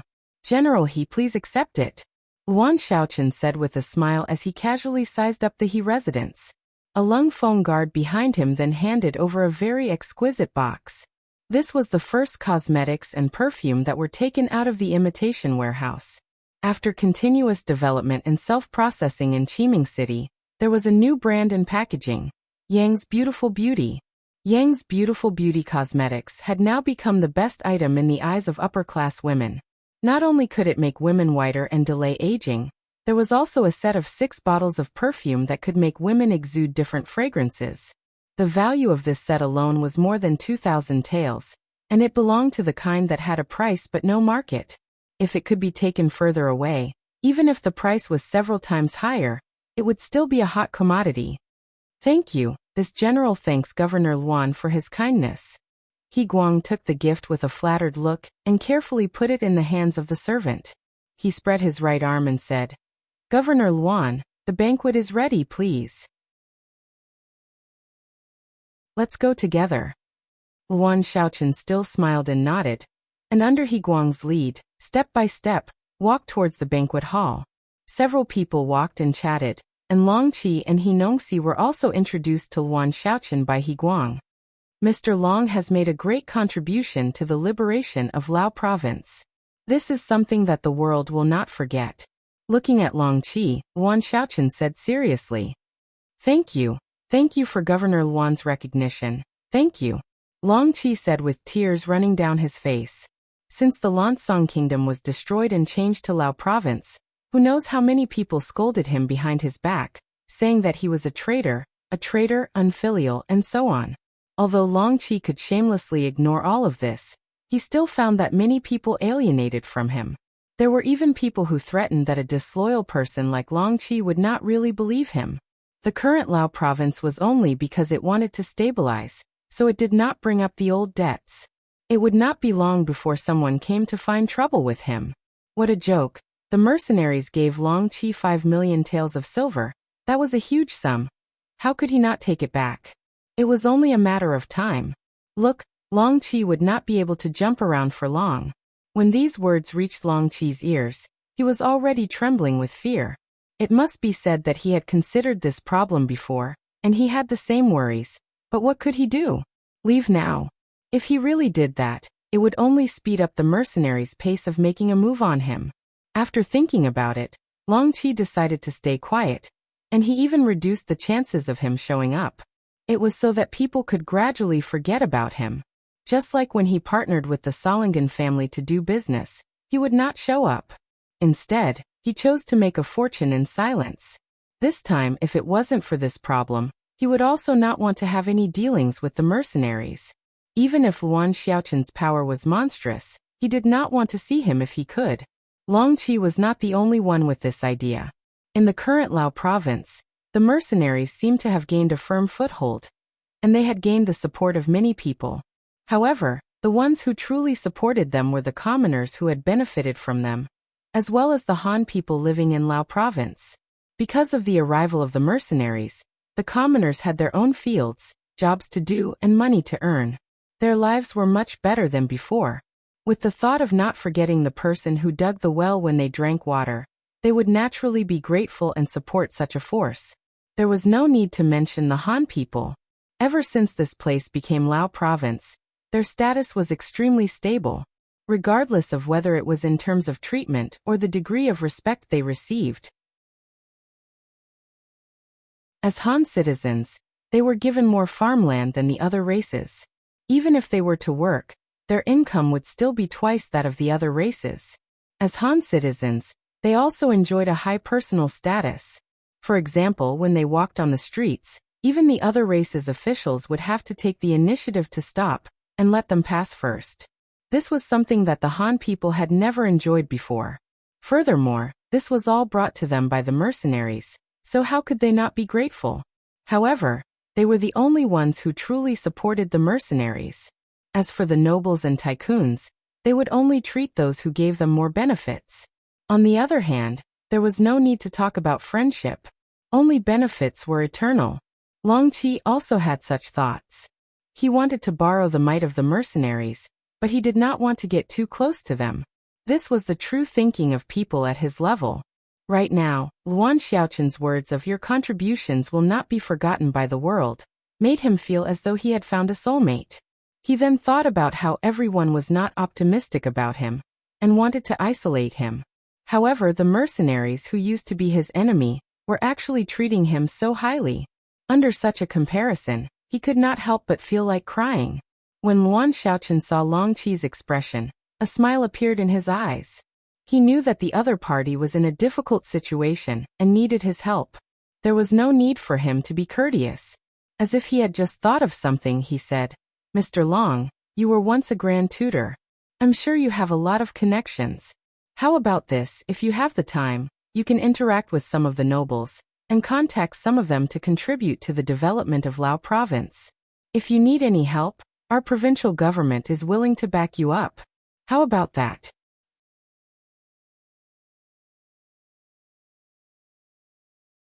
Chapter 603. This was an invitation. Long Qi was stunned at first, but before he could react, He Guang's elbow had already pressed against his waist. Although he didn't speak, the meaning was already very obvious. That is, there is such a good thing, you should quickly agree. Of course, this was a good thing. This meant that Luan Xiaoqin needed Long Qi to unite the hearts of the nobles. This was equivalent to working for the mercenaries.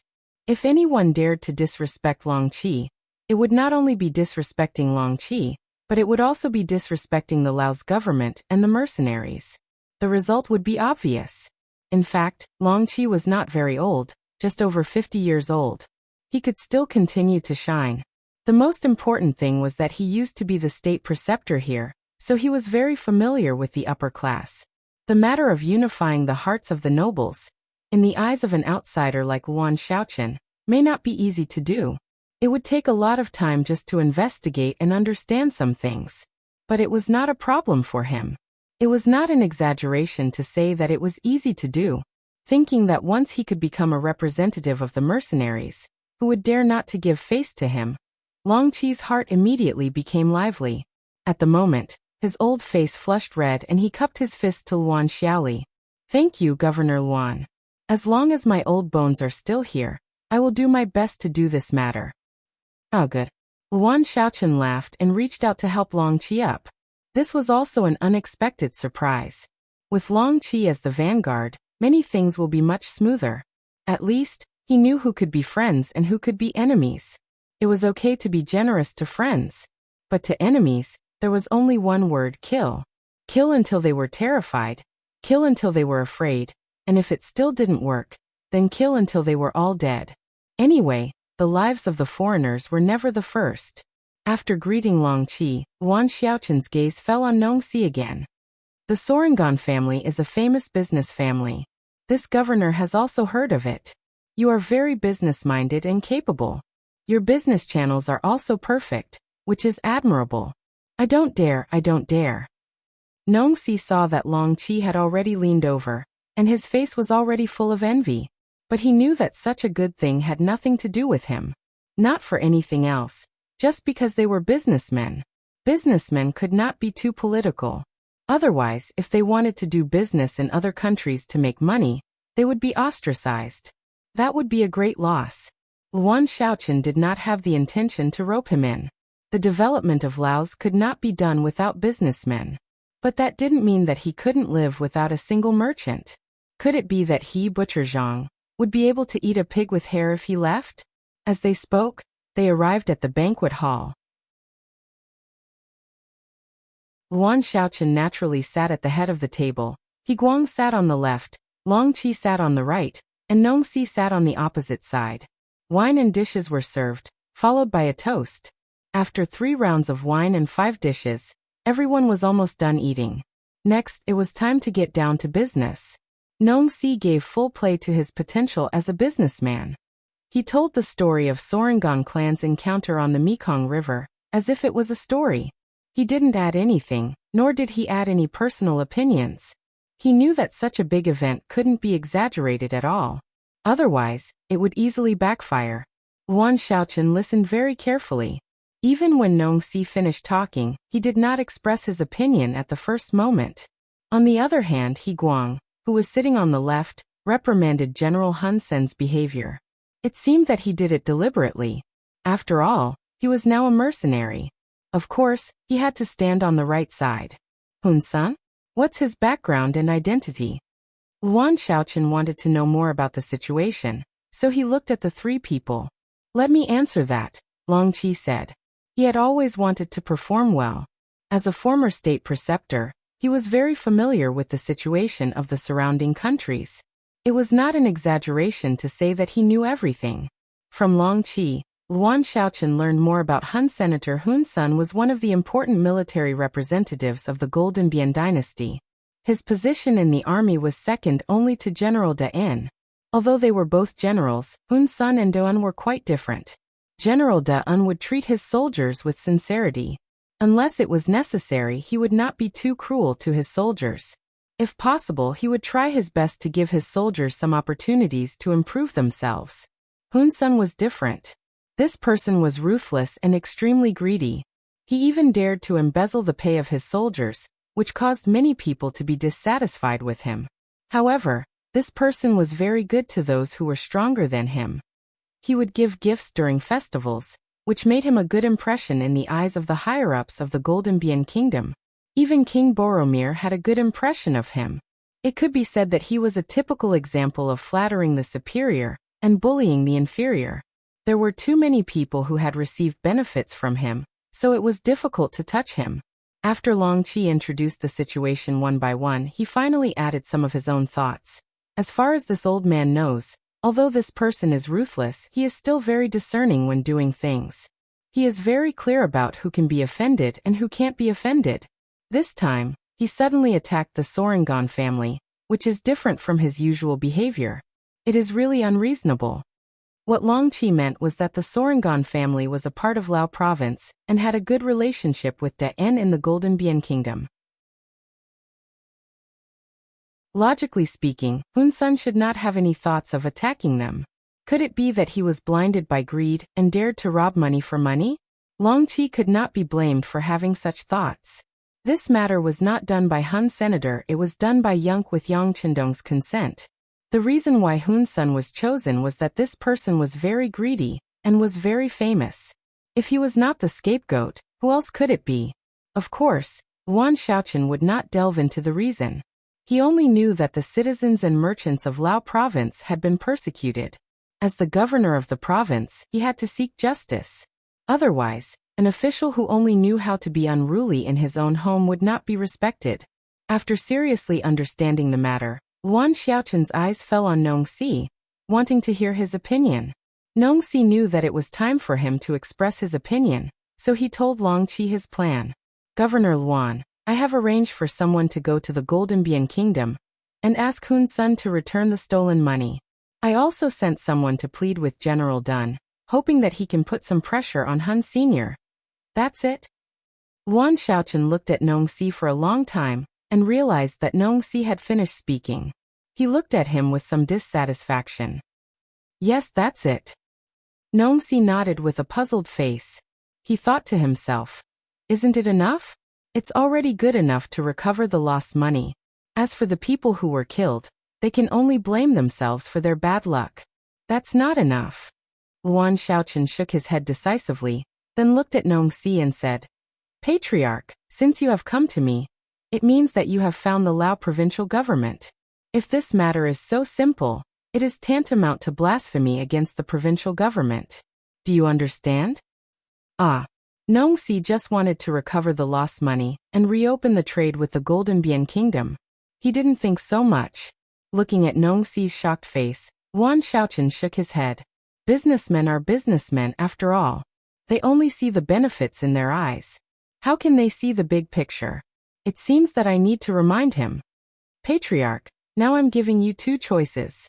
First, pretend that you didn't report this matter to the provincial government, and we didn't receive your request. You can deal with it yourself. Whether you suffer a loss or gain, it's your family's business. Second, report this matter to the provincial government, and ask them to hand over the murderer, compensate for the loss, and make a public apology, and guarantee that this kind of thing won't happen again. As for whether they will agree or not, we will communicate with them. If they are really arrogant and don't put the citizens and businessmen of Lao in their eyes, then we will have to teach them a lesson. Teach them a lesson? He Guang heard it clearly. Governor Luan, do you mean to send troops? I don't rule out that possibility. Luan Xiaochen didn't hesitate and said directly.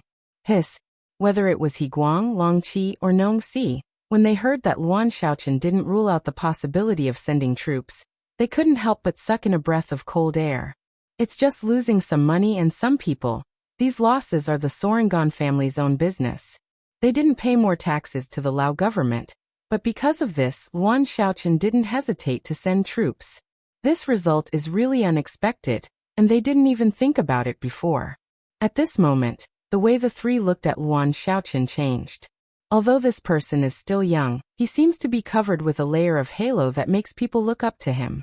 Okay, Patriarch, you can make a choice. What I can say is that no matter what choice you make, I will respect you. But please remember, if you don't want to make a big deal out of this, then all the consequences of this matter will be borne by your family. If you encounter unfair things in the future, don't think that we will stand up for you. In other words, there is only one chance, understand?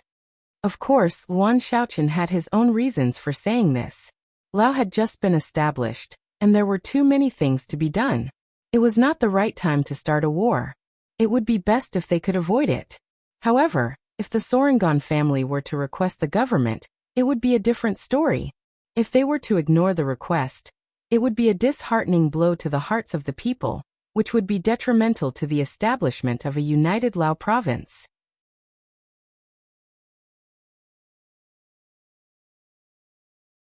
Chapter 604. For the sake of the people, for a better and more united Laos, even if the time was not right, he dared to fight.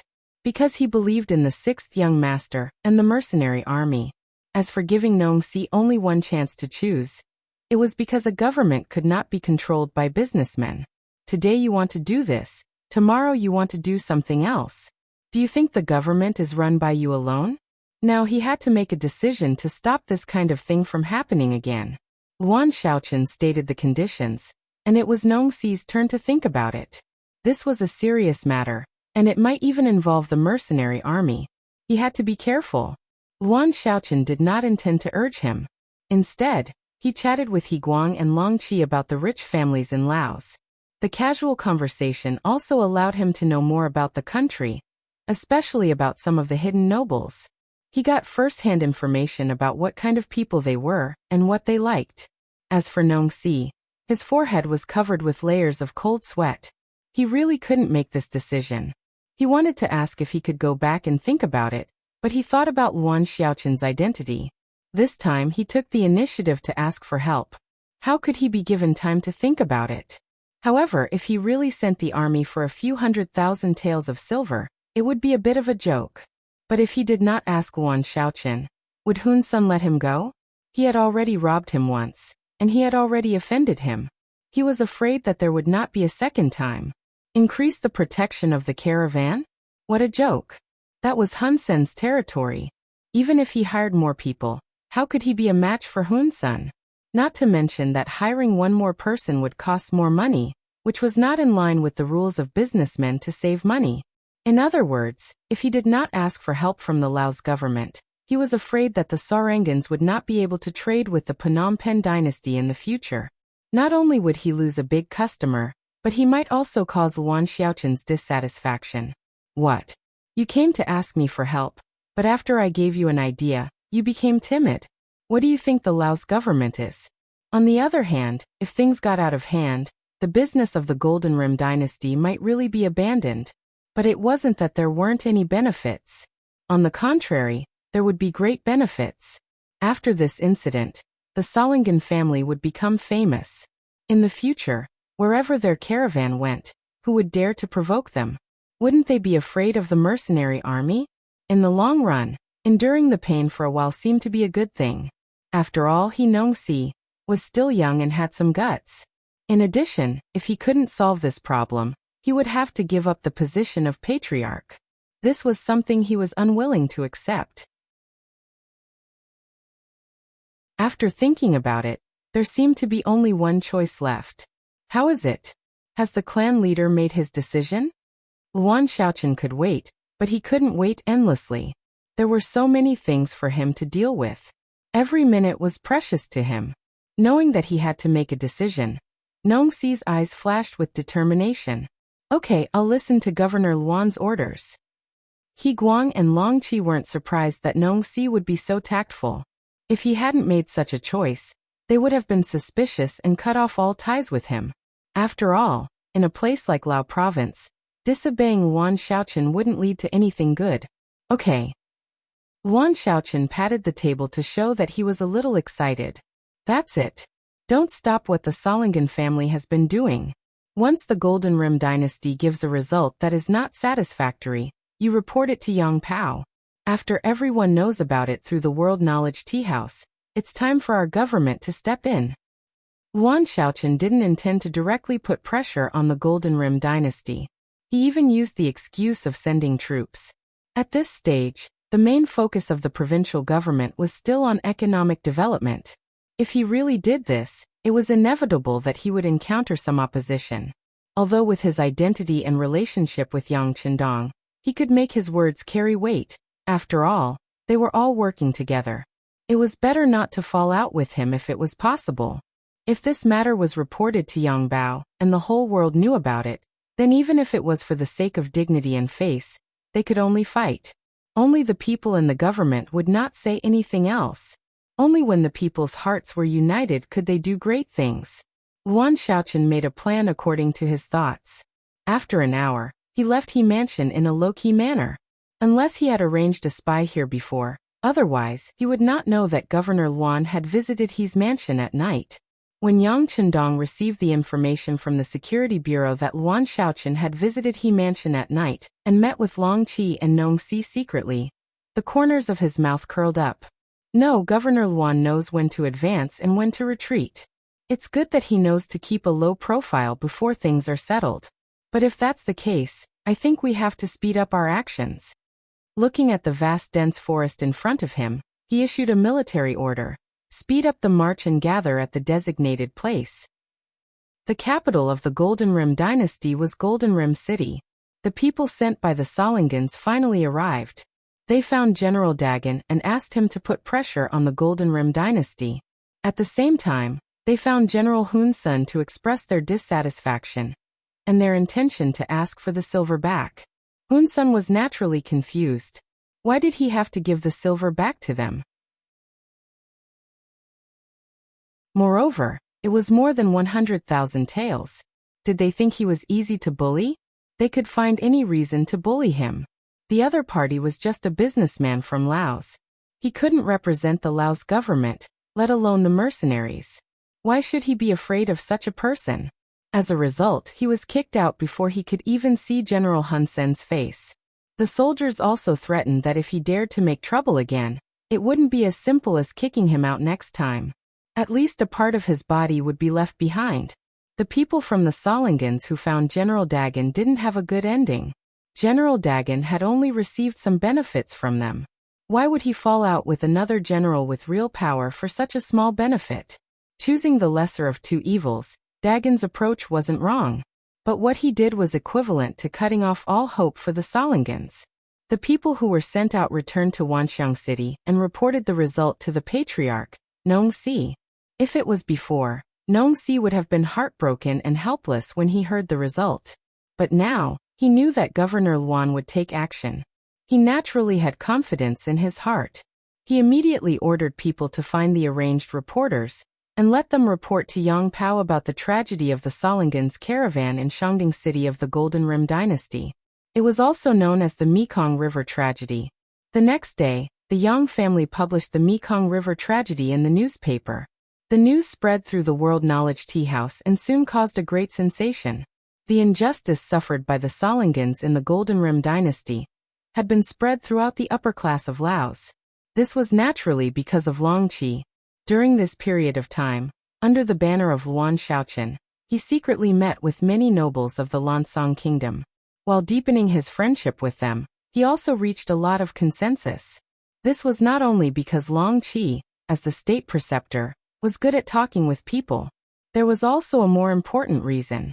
All the nobles knew that there was no hope of reviving the country. Even their king, Piasi, was said to have been sent to the sea and put under house arrest. Without a leader, they were like a pile of loose sand. It was too difficult for them to make any progress. They were defeated one by Long Qi using various means. It was one thing for Long Qi to say it, but it was another thing for it to be published in Yang Pao. This would make it known to everyone. It was even tantamount to forcing the government to make a statement. Could it be that the young Governor Luan was ready to put pressure on the Golden Rim Dynasty, and was even prepared to go to war? When the nobles were still guessing how much trouble this matter would cause, the news spread to the people and really caused a lot of anger. Many people were very unhappy with the behavior of the Golden Rim Dynasty. With the help of some people, there were already many people who thought that the Golden Rim Dynasty should give an explanation for this matter. If they still did not bow down, then they would not hesitate to go to war.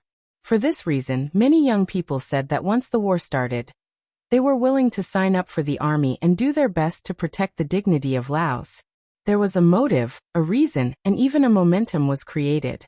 On the third day, Luan Shaoqian, who had been secretly paying attention to this matter, finally expressed his opinion at a meeting of the provincial government. He had every reason to suspect that the injustice suffered by the Sorangan family was caused by the Phnom Penh dynasty. Their ultimate target was Laos, which was still under construction and development.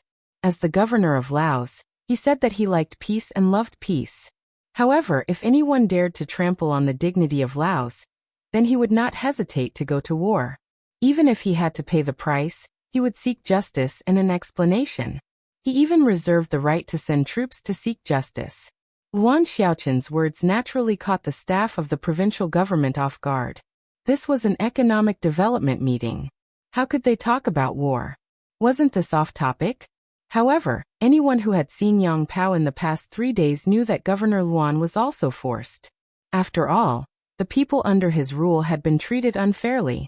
If they did not make a statement and did not give an explanation, then who would believe them? As a result, although Luan Shaoqian suddenly made a statement, there was no one who stood up to stop him at the meeting. This was because not only did they doubt Luan Shaoqian's ability, but also the vast majority of the people of Laos. In the face of such a powerful force, who would stand up to stop him?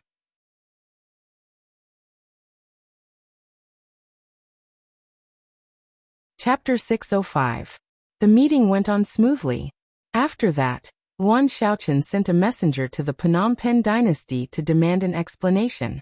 The speed of the response fully reflected the high efficiency of the government. For this reason, Yang Bao also specially added an explanation. And this news also made many people rejoice. From this matter, they also saw that they had a powerful backer behind them. If they could win this war, or force the Phnom Penh dynasty to bow their heads, no matter where they went in the future, they would be able to hold their heads high and not be afraid of being targeted. The messenger was very fast. He left the city at noon and rushed all the way. After 7 days, he arrived in Phnom Penh city. He took out a document and said that he wanted to see the king of the Phnom Penh dynasty. The officials of the Ministry of Rights were responsible for receiving the messenger from Laos. When they learned the purpose of the messenger, these officials were shocked. They were shocked that a caravan was killed. How could the Laos government be so agitated?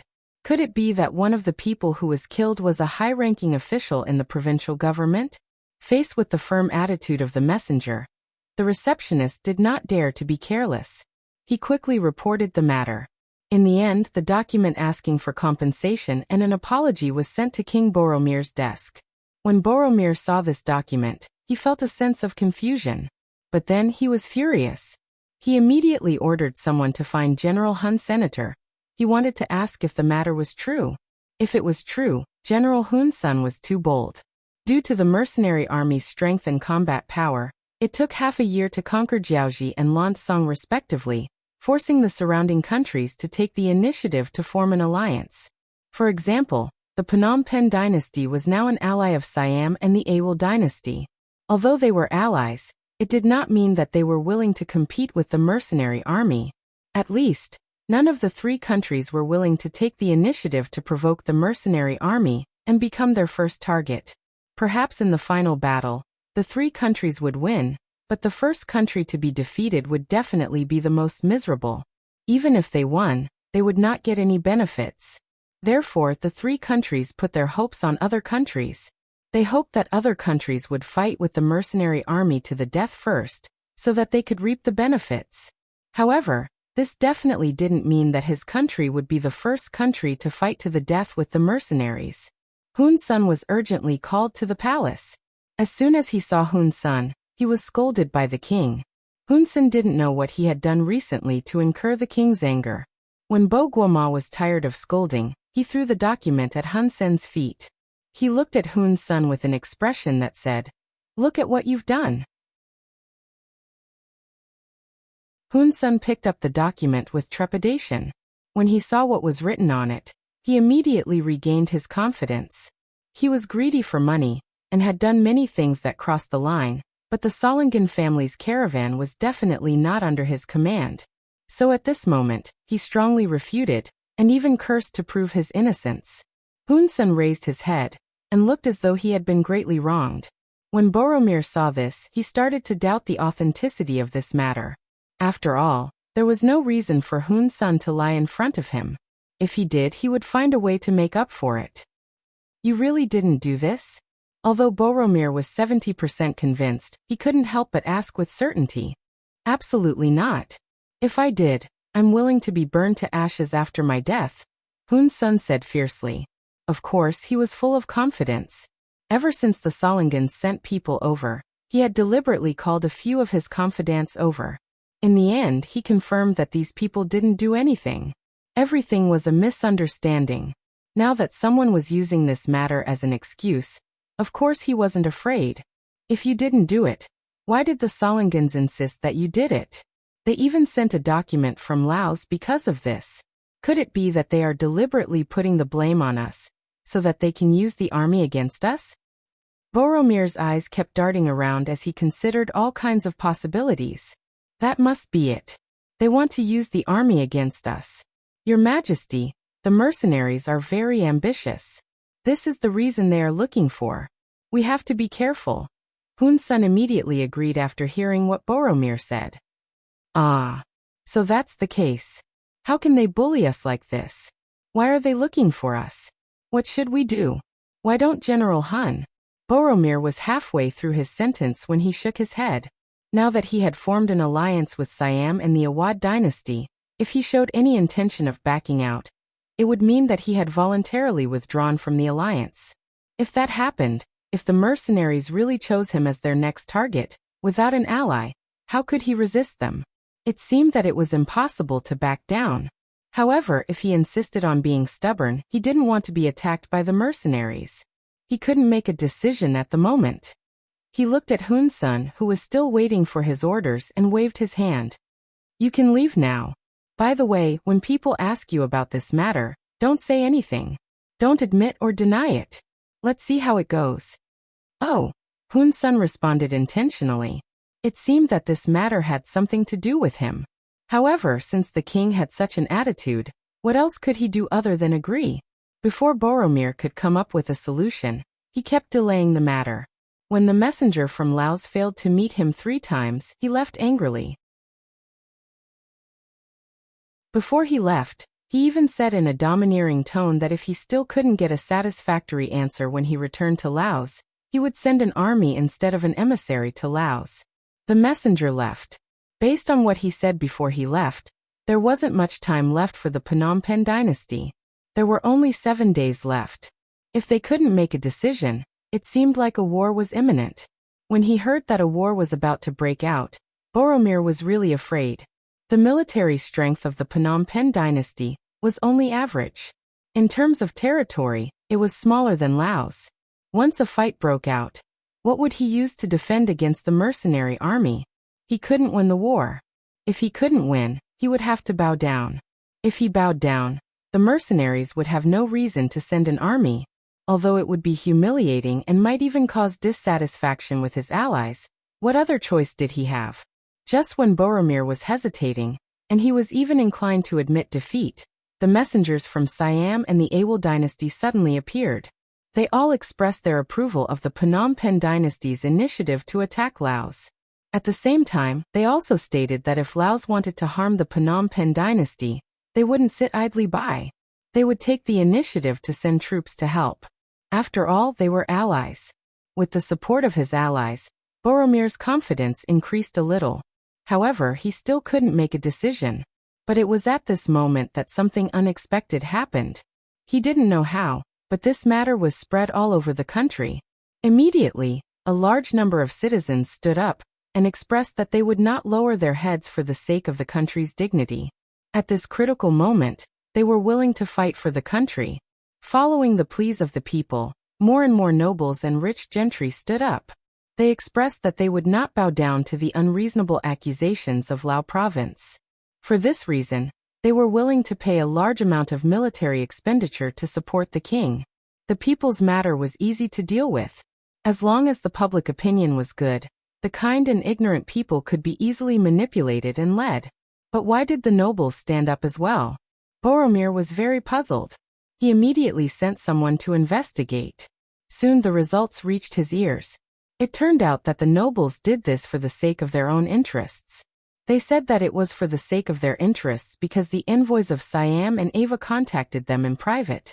They said that as long as Laos was defeated and occupied, the nobles would get a lot of benefits. They had no choice because there were too many precedents. Whether it was in Vietnam or Laos, many of the nobles' fields had been divided and their houses occupied. Once the mercenaries occupied Phnom Penh dynasty, the nobles would be forced to a dead end. This was indeed the case. In the spirit of giving land to the rich was the fastest way to get closer to the people and gain their support.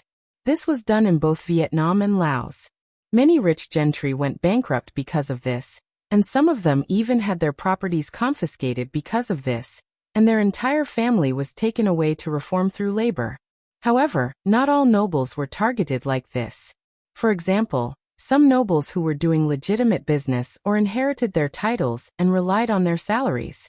Because they didn't have a lot of land and didn't do anything evil, they still maintained their strength intact. But no one knew that if these people were not targeted now, they would not be targeted in the future. What if the mercenaries were to gain a foothold? Would they do something to them? No one could say for sure. This scared the nobles of Phnom Penh dynasty. In addition, some people instigated them, so they all stood up. Instead of being at the mercy of others, they might as well fight. What if they defeated the mercenaries? Then not only would they be fine, but there would also be a lot of benefits to be gained. It was clear that everyone knew what they should do in this situation. As a result, these people jumped out and decided to take a gamble. If it was only the support of the people, Boromir was not worried. He was the ruler here. As long as he gave the order, with the help of the army, it would be easy to suppress some people. However, with the participation of these nobles, it was completely different. These people's forces were complicated. If things went wrong, even his throne would be in danger. These people were not to be offended. In other words, his rise to the throne was inseparable from the support of these people.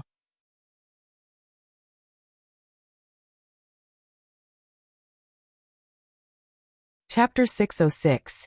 With the support of the people, the support of the allies of the two countries, and the pressure of the nobles, Boromir had no other choice.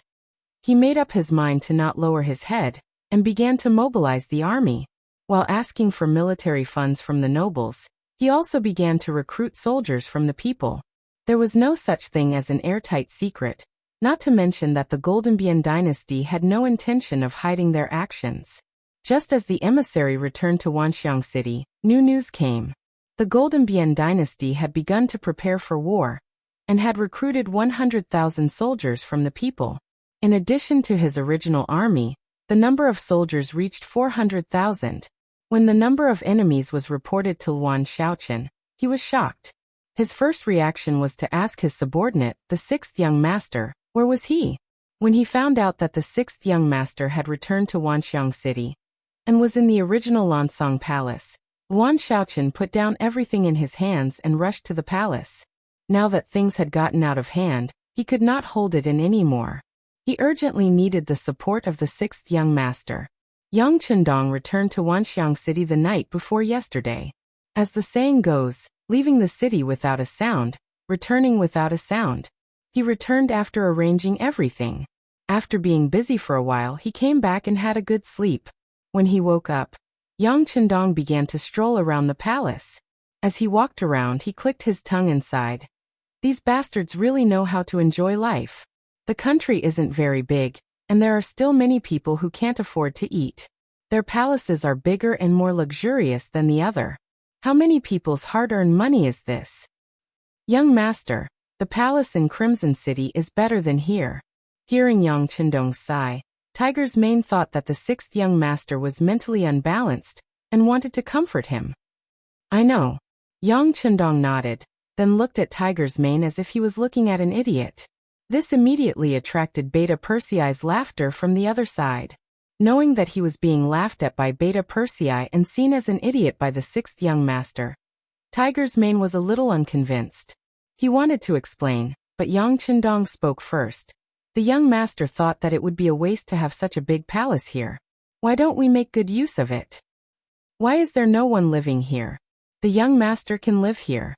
In the future, he will have a palace in every province he goes to. How great would that be? Tiger's Mane seemed to be dissatisfied with the contempt and took the initiative to speak. What? In your eyes, the young master is a person who likes to be extravagant and wasteful? After rolling his eyes again, Yang Chendong did not give Tiger's Mane a chance to speak. Instead, he said as if he had made some kind of decision. I think we can move the business street to the palace. This way, not only will the business area be bigger, but doing business in the palace will also attract more curious people. That way we can earn more money, right? If they really did business in the palace, they could really attract more merchants. Think about it. Because of the difference in levels, although merchants were rich, their social status was not high. Most of them did not have the opportunity to enter the palace. If there really was such an opportunity, there would definitely be merchants who had not established business relations with the Yang family who would want to take a look. As long as they came, with the variety of products and novelty of the Yang family's business, there was no need to worry that those people would not take out money to buy the goods. Wouldn't that increase the speed of earning money? In terms of earning money, the trading company of the outer skies was not inferior to the fighting strength of the mercenaries. Especially the novelty of the products and the variety of products. No matter where they were, these products would be crazily fought over. However, Yang Chendong was still not satisfied. There were too many things that needed to be spent on the Yangxia. For example, high salaries. Currently, the officials of Vietnam and Laos were receiving high salaries, which were even higher than the tax revenue of these two provinces. If they wanted to reach the same level, they would need to develop for a period of time. And if they wanted to achieve the goal of earning money, they would have to wait for a few more years. In addition, the basic construction of the two provinces, such as building roads and houses, used reinforced concrete, which was the toughest and most useful material. The investment required was astronomical. This was Yang Chendong. If it was someone else, they would only be able to dream about it and would not be able to use it in reality. Although the development of Crimson City was going well, and it already had a strong ability to earn money, every time a ship was shipped, it was equivalent to countless gold and silver being thrown into one's pocket. However, just relying on the ability to produce blood here was not good for long-term development. Moreover, the military factories, power plants, shipyards, and so on were also extremely costly. Sometimes, in order to succeed in a research project, one would have to fork out an unimaginable amount of money. Yang Chendong did not want to place all the pressure on Chisin City. He wanted the businesses in Vietnam and Laos to become more developed and larger. Only then would they be able to produce enough hematopoietic products and sell their own products. However, the scale of the business street was still too small. The number of merchants it could receive was limited, and the amount of goods it could store was also limited. Therefore, he set his sights on the uninhabited palace. Governor Luan is here. Beta Persei's sharp eyes had already seen Luan Xiaoqian approaching from afar, and reminded him in a low voice. Haha, little Governor Luan is here. Yang Chendong returned to reality from his contemplation, and turned around to laugh. The title of Little Governor Luan was first called by Yang Chendong, so Tiger's Mane and the others often called him that in private. Because of habit, sometimes when they met in person, they would still call him that. This caused Luan Xiaoqian to be dissatisfied, but he could not say anything. After all, this was Yang Chendong's love for him. Adding the word little in front of the governor's name, would it really not affect his prestige? The sixth young master. Although he was displeased with the word little in his heart, he did not dare to show the slightest dissatisfaction in front of Yang Chendong. He even knew in his heart that adding the word little meant that Yang Chendong treated him as one of his own. If you don't believe me, go and look at the others. Who else had the word little in front of their official title? He should be happy that he was the only one who received this honor. Come, you came at the right time. Yang Chendong stretched out his hand and pulled Luan Xiaoqian's arm, then pointed to the palace in front of him and said, "What do you think about making this place into a place where business is concentrated?" Here? Luan Xiaoqian was also shocked by Yang Chendong's words. He instinctively wanted to say the same thing as Tiger's Mane. This was the place where the sixth young master came to rest. It was equivalent to the emperor's side palace. Was he really willing to use it for business? Yes, it's here. Yang Chendong did not care what Luan Xiaoqian thought. Instead, he said to himself, usually no one lives here. Instead, we have to arrange for people to guard and clean here. It's simply too wasteful. If he could take it out and make good use of it, wouldn't he be able to use it to attract more merchants to come here? Don't you think this is a good idea? Of course, it's a good idea, Luan Xiaoqian said with certainty in his heart. As the situation in Laos became more and more stable, more and more businessmen came to get goods. He was worried that the original business street was a little too small. But if he wanted to expand, he would need to invest a lot of money, which made him a little distressed. If the palace could be used, not only would it solve the problem of investment, it could also expand the commercial street, store more goods, satisfy the needs of more people, earn more money, and get more business tax. No matter how one looked at it, it was a good thing. Although he thought so in his heart, Luan Xiaoqian still asked a question. If this place is changed into a business district, where will the sixth young master live here in the future? Just leave a side palace. The area of this palace is too large. I can't live alone, Yang Chendong answered casually. Obviously, he had just thought about this problem and made a decision. That's also possible. Luan Xiaoqian nodded. He could only say that it was possible. He could not say that it would definitely work or not. This was where he was smart.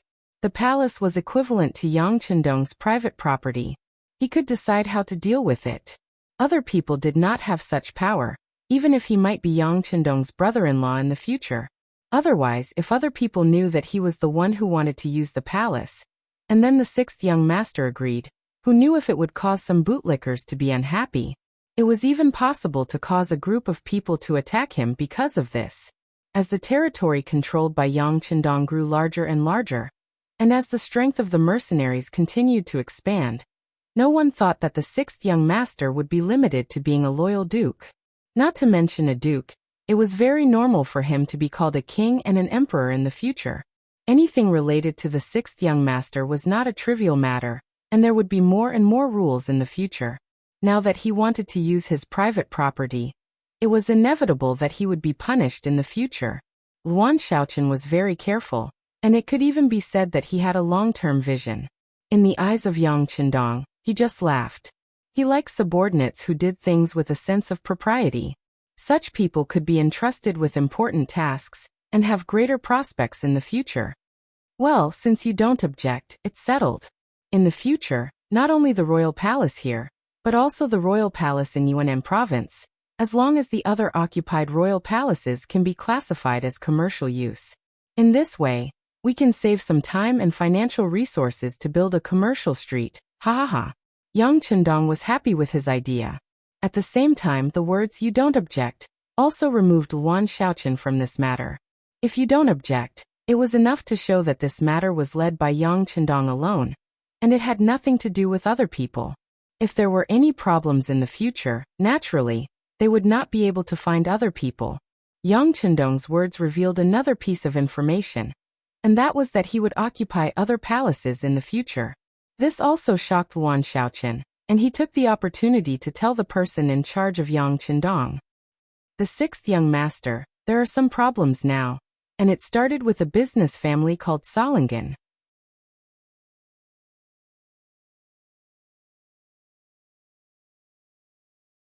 Chapter 607.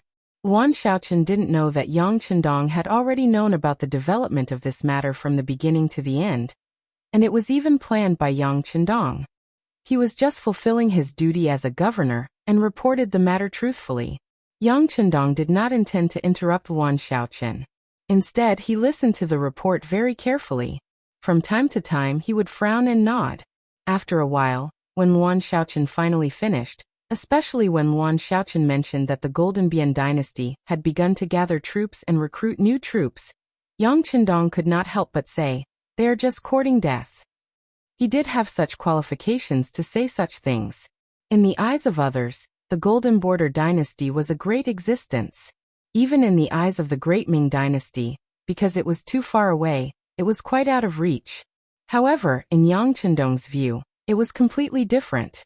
The Golden Border dynasty bordered Vietnam, Laos and Siam respectively. Just like the filling of a bun, it was tightly surrounded by the dough. If it was really aimed at him, Yang Chendong could start from several places. How could he put such a Golden Border dynasty in his eyes? Luan Xiaochen was also excited by Yang Chendong's words. Yes, the Golden Border dynasty's move is no different from looking for death, but the problem is that now the three small countries of Phnom Penh, Siam, and Ava have formed an alliance. No matter which of them is attacked, the other two countries will immediately follow. Although the mercenary is strong, it is still difficult to fight against three. You're right. But let me ask you, is the Sorangon family a citizen of Laos? Yang Chendong asked. Of course. In this regard, Luan Xiaochen gave the answer without hesitation. Well, if they are citizens of Laos, then they are bullied. As the masters, how can we just sit back and do nothing? This will not only lose the hearts of the people, but it will also make others think that we are easy to bully. This must never happen. So if anyone provokes us, there is only one word: beat them. Beat them until they feel pain. Beat them until they are afraid. Beat them until they are obedient in the future. If we don't even have this bit of courage, then what's the difference between us and other small countries? Remember, the strength of a country doesn't depend on how much territory you have or how much resources you have. It depends on whether your citizens have their own status and whether they can gain the respect of others. Do you understand? This was equivalent to Yang Chendong giving Luan Xiaochen a lesson. The latter listened attentively, and in the end his eyes lit up. Sixth young master, I understand. Well, if you understand, then do what you should do. Let me, the young master, finish the war in the Golden Bian dynasty. Yang Chendong said confidently.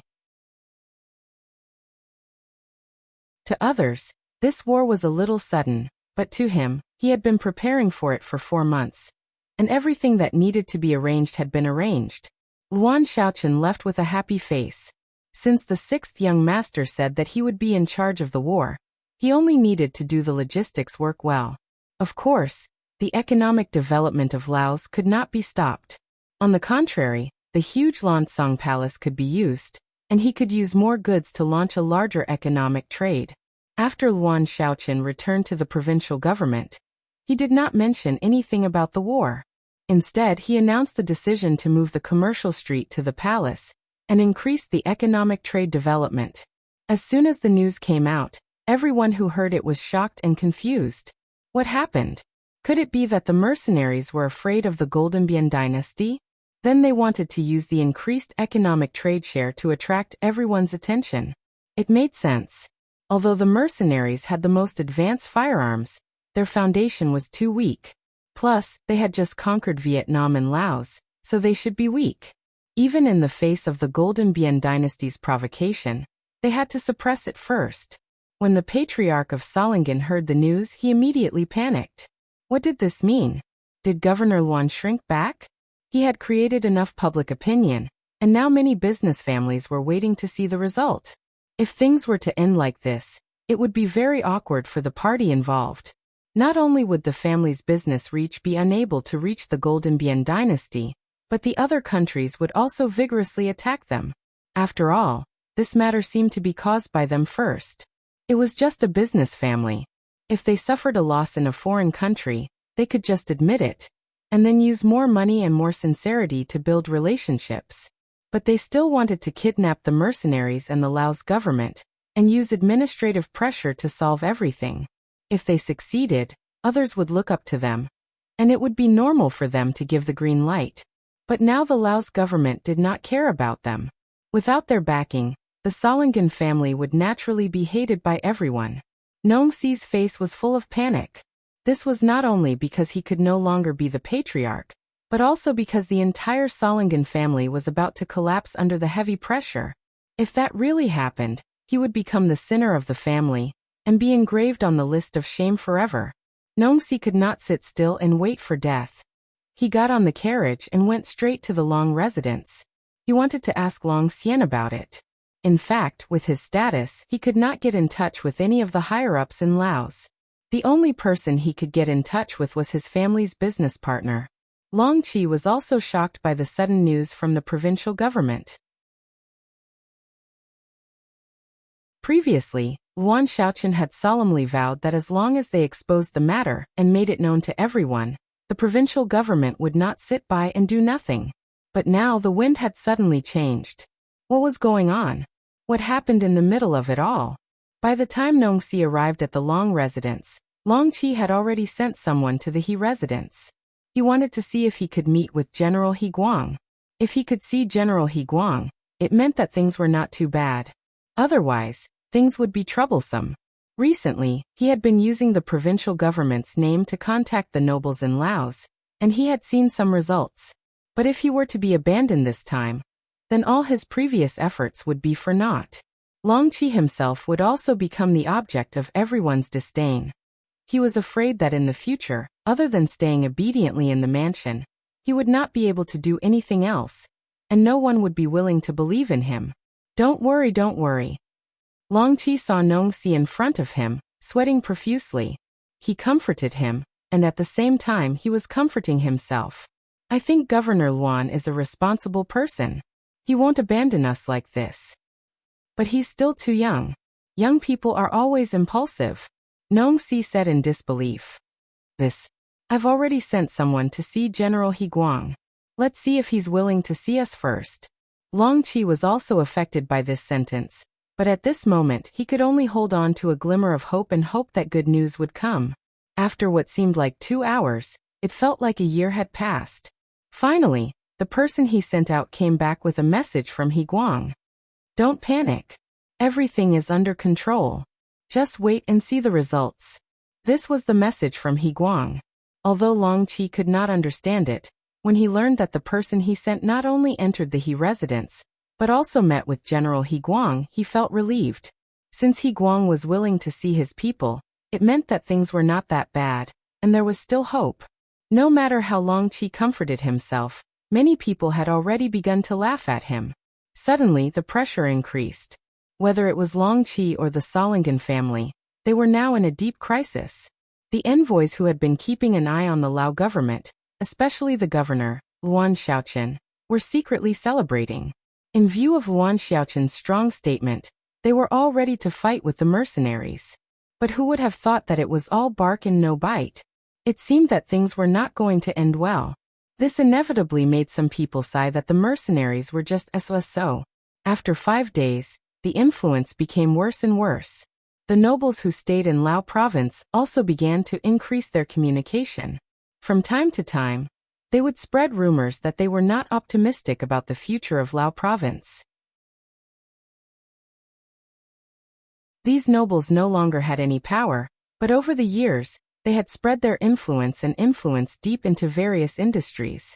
These nobles were not very good at accomplishing things, but they were very good at causing trouble.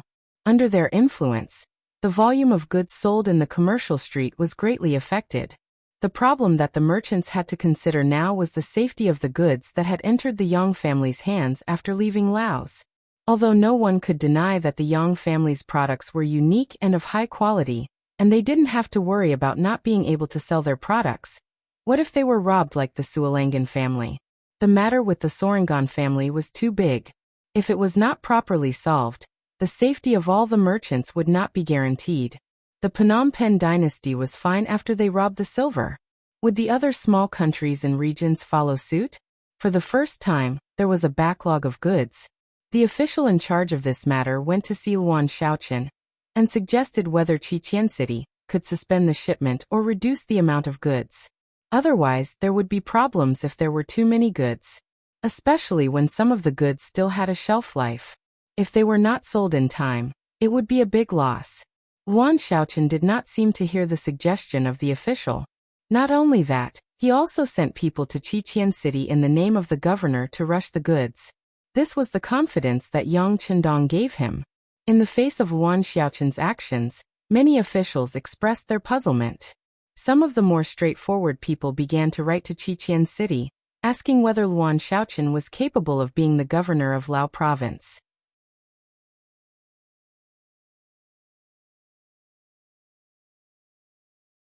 Chapter 608.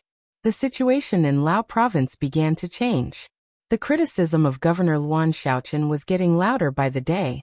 Yang Qindong, who recommended Luan Shaoqian, did not say anything at this time, which made many officials puzzled. They even went to the palace in groups of 3 to 5 to meet the 6th young master and express their opinions. But no one was approved. In fact, Yang Qindong was no longer in Wanxiang City, let alone Lao province. How could he meet his subordinates? No one knew that the 6th young master had appeared in front of Shangding City, which was beside the Mekong River. Since things started here, let's start our attack from here. Yang Qindong sighed and looked at Shangding City, which was 5 miles away. He raised his arm gently, and then put it down. Beside him, countless Lungfeng and auxiliary soldiers rushed toward Shangding City. Everything happened without warning. At noon, many soldiers of the Goldenbian dynasty were still basking in the sun on the tower. Suddenly, they saw the army green approaching from afar. Their brains short-circuited at the first moment, and then came up with an impossible idea. Enemy attack. No one knew who shouted first. Then chaos broke out on the city gate tower. The soldiers began to look for bows and arrows and other long-range weapons. Shangding City, which had been peaceful for many years, was suddenly facing a ferocious beast. It was completely unprepared. Before the Lungfeng arrived, it was already in chaos. Close the city gate and send someone to Jujing City to ask for help. The centurion guarding the city shouted loudly.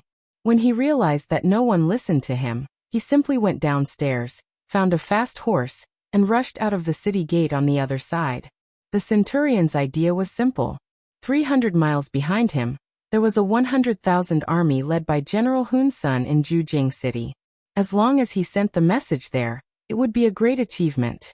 It was still the same old saying. The idea was beautiful, but the reality was cruel. Just as the centurion rode out of the city and felt the wind whistling past his ears, he suddenly felt a pain in his chest and fell to the ground with a plop. Due to the inertia, the centurion was sent flying. When he landed on the ground, he was no longer breathing. It turned out that he had been shot in the chest. Since he had suddenly appeared and prepared for such a long time, how could Yang Qindong let the news leak out? When he gave the order to attack, all 4 gates of Shangding City were filled with mercenaries. Before the battle even started, Shangding City was already a dead city. The North City Gate was the main attack, while the other 3 city gates were the main defense. Anyone who rushed out, whether they were dignitaries, soldiers, or ordinary people, was greeted with whistling bullets. With a long spear in hand, who in the world could be his match? With strong fighting spirit and confidence, the mercenaries rushed into Shangding City from the North City Gate without encountering any decent resistance. Then there was a burst of intensive gunfire, and the massacre began. All the people of the Golden Rim Dynasty who were still running around on the streets, no matter what their identities were suffering the wrath of the mercenaries. Gunshots came one after another. After only half an hour, the pungent smell of blood floated in the air and did not dissipate for a long time. The street was already full of corpses and rivers of blood, but the mercenaries still had no intention of stopping. Unless they stayed in their homes and did not go out. As long as they went out on the street, they would face a merciless massacre. The mercenaries had never done such a thing before, but this time they took advantage of the massacre of the Sorangan family on the Mekong River to launch a bloody revenge. The mercenaries wanted to use facts to tell the world and warn everyone how terrible it was to be their enemy, and how wrong it was to do so. The massacre lasted for 4 hours, and there was no one left on the street. They stopped and took a breath. The next work was done by the 20,000 Laotian mercenaries. They began to push the doors open one by one. They did not kill anyone, but just called out the surviving people and let them see the bloody scene while cleaning the battlefield. Almost all the Sarangs who were rushed out of their homes were pale, and then vomited. This scene would be imprinted in their minds, and they would never forget it. Clean up the battlefield, gather the valuable things, and arrange a team of 1,000 to drive the carriages back to Laos. Then drive all the people out of Shangding City. Rest for the night, and set off for Jigging City tomorrow morning. Yang Chendong gave several orders in succession. He did not kill all the Phnom Penh people, but deliberately let a group of people go. He believed that these people would become the best mouthpieces. He believed that it would not take long for this bloody scene to spread throughout the Phnom Penh dynasty. He wanted to completely intimidate his opponents before the war began. He wanted to make their morale plummet, and at the same time, make them feel fear from the bottom of their hearts. In this way, when the two armies met, it would be easier for them to win the war. Jigging City. It was one of the big cities at the north gate of the Sorangan dynasty. It was another big gate after Shangding City. At this moment, the city was full of soldiers. Not only in the city, but also outside the city, there were barracks. One after another, there seemed to be no end to it. Hun Sen's 100,000 troops were stationed here. According to the plan, Hun Sen was the vanguard to rush to Shangding City as soon as possible, then go up north along the Mekong River and directly attack Bansa City in Laos. However, the sudden news from Laos made Hun Sen hesitate. He did not forget King Boromir's advice before he came. This was the time to show his strength. It would be best if they did not have to fight the mercenaries. After all, when facing the powerful mercenaries, they had no advantage except for the number of troops. Now that an accident had occurred, Laos acted as if nothing had happened. Under such circumstances, if Hun Sen still took the initiative to attack the enemy's territory, it would not be defending the country, but provoking the enemy. This was tantamount to forcing the mercenaries to fight with them. This was definitely not what the king wanted to see. So Hun Sen stationed his army in Jigging City without asking for permission and biding his time. He only sent someone back to Golden Rim City to ask for the king's orders. Hun Sen originally thought that as the vanguard, he would have to fight the mercenaries to the death, even at the cost of his own life. Unexpectedly, the mercenaries were scared, which made the 100,000 troops happy. During the time they were stationed, all the soldiers drank and ate meat every day. Anyway, the military budget was more than enough this time. Most of it was provided by the nobles, so it would be a waste not to eat and drink. They celebrated as if they had won the battle. Even Hun Sen did not say anything when he heard about it. He had been under a lot of pressure before, and now that the pressure was gone, it was time for the soldiers to relax. Because of this, Hun Sen gained the support of most of the soldiers, which made his popularity soar in a short time. He was almost on par with the first general, Dagon. Hun Sen was still immersed in his vanity, but he did not know that danger was approaching. The 2nd and 3rd regiments of the 1st Division of the Cold Front had arrived outside Jigging City, and were ready to launch a fierce attack. After marching for 2 days, they had covered 300 miles under their feet. Then they rested for an afternoon. When it was dark, the regiments, battalions, and companies began to slowly encircle the 100,000 vanguard troops of the Golden Rim Dynasty, according to their previous orders. The sky was dark, but the camp of the Golden Rim Dynasty was as bright as day. Numerous bonfires were set up, and mutton was hanging on each wooden rack. Under the roasting fire, there was a crackling sound, and the aroma spread far and wide. As the vanguard general, Hun Sen sat on a temporary wooden mat, with good wine in front of him and beautiful women beside him. He drank one cup after another and laughed heartily. It was true that one should enjoy life to the fullest, and not let the golden cup be empty to the moon. Beside Hun Sen, there were some captains and kiliarchs. They used wooden mats to form a large circle. In the circle, 2 skilled soldiers were sparring with each other. Occasionally, there would be 1 or 2 weak soldiers in a strong army who were afraid of death. Similarly, in a weak brigade, there were also warriors with good skills. The 2 soldiers who were competing were the best in the Phnom Penh army. They each displayed what they had learned, and the wonderful performance of their fists on flesh attracted a burst of applause from other soldiers. Haha, good. You're worthy of being the best in our vanguard. Come, reward them. Hun Sen was affected by the fierce fight between the 2 soldiers and shouted loudly. Then the soldiers beside him took the silver and gave it to the 2 warriors who were performing. The 2 warriors who got the silver quickly retreated and were replaced by others. Even if there were benefits, everyone should share them. The exciting fight here attracted even more soldiers to watch and cheer spontaneously. The aroma of the meat and the lively performance in front of the tent not only attracted the attention of most soldiers, but also many soldiers who were in charge of guarding the perimeter sneaked over. They did not think that this was a violation of military discipline, because they had heard that Laos was scared. They seemed to be afraid of the army of the Golden Rim Dynasty, and they were deep in the country. How could the enemy appear here? Almost every soldier had the same idea. The army camp was chaotic, and military discipline was useless. This was the army camp of 100,000 soldiers. The night wind was still blowing. A danger that could decide their life and death was slowly approaching. However, not a single one of the 100,000 people was alarmed. They were still drinking, eating, chatting, and talking about things that interested them.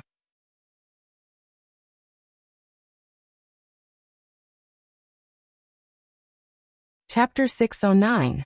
Young Master, these enemies are too weak. Our vanguard is 500 meters away from them, but they still haven't discovered us. Tiger's Mane put down the night vision telescope in his hand, shook his head, and seemed to be singing a lament for the enemy. Humph. An army without a sense of crisis will never be strong. Come on, send out the signal for the general attack. Yang Chendong's eyes flashed. The enemy's carelessness determined their next result. This was the so-called, you reap what you sow. Beta Persei, who had been waiting for a long time, turned around and shouted, "Let's start the general attack." Young Air, who had a loud voice to begin with, let out a roar that sounded like the angry roar of the heavens. In an instant, his voice traveled several hundred meters. The second guard team was part-time artillery. After hearing the order, they immediately put the prepared shells into the barrel. Then the 100mm mortar roared. After flashes of blazing fire flashed in the sky, it fell on the unprepared vanguard camp of the Golden Bien Dynasty. Boom. Boom. There was no need to aim at any coordinates at all. Any cannonball that fell down would produce an earth-shaking sound. After every cannonball fell, there would be heart-wrenching screams and screams. Hong Sen, who was still tasting wine and looking at the beauty in his arms from time to time, suddenly felt the ground trembling, as if an earth dragon was about to turn over. Before he could figure out what was going on, huge flames appeared in his sight. He instantly lost his hearing and his mind stopped working at this moment. The only thing left was the scene of him opening his mouth and not making a sound. Kill. The mercenaries, who had already been in place, began to madly rush in from 4 directions. As they continued to move forward, bullets with fire were shot out from the barrel like a dense rain. With the help of the still-burning bonfire, one could see the Golden Bien Dynasty soldiers falling to the ground one after another. This was a massacre, without any suspense. From the very beginning of the war, the situation had been one-sided. Yang Chendong had carefully prepared for the war in Laos for nearly 4 months. With the overwhelming advantage of advanced firearms, the enemy's will to fight had crumbled in less than 15 minutes. The entire camp was filled with soldiers begging to surrender. War was such a miraculous thing. One could win against many with a few, defeat the strong with a weak force, and extinguish the flames of war that should have burned for a long time in an instant. In today's battle, at least 2 of the 3 aspects mentioned above were perfectly reflected. In a situation where their military strength was far inferior to the enemy's, due to their meticulous preparations and unparalleled pressure, the enemy was defeated without even putting up a decent resistance. One by one, they knelt on the ground, no longer as arrogant and insufferably arrogant as before. Originally, they thought that this battle would last until dawn or even longer. After all, there were 100,000 enemies here. Even if there were 100,000 pigs, it would be a laborious task to catch all of them. However, humans were often worse than pigs. At least pigs instinctively knew how to run when they saw danger, but humans would not because they had intelligence and brains and knew how to avoid danger. When they saw that there was no way to escape, they chose to surrender. Perhaps for some people, surrendering was shameful, but for the defeated soldiers, it was a very effective way to save their lives. In just over 4 hours, just after midnight, the 100,000 enemy soldiers were completely under the control of the mercenaries. They were all tied up with long ropes that had been prepared beforehand. Then they were tied together like gourds. Their heads were lowered, and they looked like children who had done something wrong. Reporting to the 6th young master, the enemy camp has been controlled. More than 90,000 of them have been captured, 4,000 of them have been killed, and 5,000 have escaped. 2nd Regiment Commander Luo Po walked in front of Yang Chendong and reported the results of the battle after a salute. Not seeing Wu Sheng report, Yang Chendong thought that he was injured and asked with concern, "Where is Regiment Commander Wu?" Reporting to the 6th young master, Regiment Commander Wu led the 1st Battalion to chase after the enemy. 3rd Regiment Political Commissar and 2nd Battalion Commander Chun Bo reported after Luo Po. Chase after the enemy? They didn't catch Hun Sun? Yang Chendong's reaction was extremely fast. He immediately thought of a conclusion. Only when the enemy's main commander was escaping could Wu Sheng abandon his troops and choose to chase after him. Yes. This time, it was 2nd Regiment Commander Luo Po who stood up to answer the question. At the beginning of the battle, the situation was too chaotic, and some of the enemies escaped. I didn't expect Hun Sun to be among them. 6th young master, we ask for your forgiveness. 3rd Regiment also asks for forgiveness. Since Wu Sheng wasn't around, Political Commissar Chen Bo spoke on his behalf. What are you guilty of? Yang Chendong glared at them. You all have performed very well. It's normal for some of the enemies to escape in the chaos. We have limited manpower and can't defend against them. Besides, didn't Regiment Commander Wu chase after them? Maybe there will be some good news. Just as Yang Chendong finished speaking, a warhorse rushed over from afar. Then he heard Wu Sheng's cursing voice. Damn it, your fighting ability is mediocre, but your escaping ability is top-notch. Fine, there's no need to guess. They must have failed to catch him. Sure enough, when Wu Sheng passed through the 1st and 2nd line of defense and arrived in front of Yang Chendong, he saluted with a black face. 6th young master, your humble servant is incompetent. We didn't catch Hun Sun? Did he really escape? Yang Chendong couldn't help but sigh. A vanguard general couldn't be underestimated. Otherwise, why didn't they catch 90,000 captives? Yes, he escaped. I chased after him with the 1st Battalion and killed more than 300 enemies. We also captured some captives, including Hun Sen's soldiers. They confirmed that he had escaped. Wu Sheng reported in a depressed tone. Then Wu Sheng straightened his body. 6th young master, your humble servant requests to continue the chase with the 1st Battalion. No matter what, we have to kill this enemy general who looked down on us. Wu Sheng wasn't just saying. Before the battle, he had made a bet with the 2nd Regiment commander, Luo Po. To see who could catch Hun Senator, he had never expected that it would end up like this. Well, there's no need to chase him. Besides, he can't run away. It won't be long before we kill our way into Phnom Penh City. At that time, we'll see how he can escape. As for now, immediately arrange for someone to send the captives back to Laos. There will be people there to meet you. Haha, 90,000 captives, and they're all strong laborers. I think Yu Qian will be very happy to receive them. Yang Chendong laughed. According to the intelligence, the entire Phnom Penh dynasty only had 400,000 soldiers, including 100,000 new soldiers. In one battle, they had destroyed a quarter of the enemy's forces. No matter how one looked at it, it was a great victory. Presumably, when the news spread out, many people would be blinded.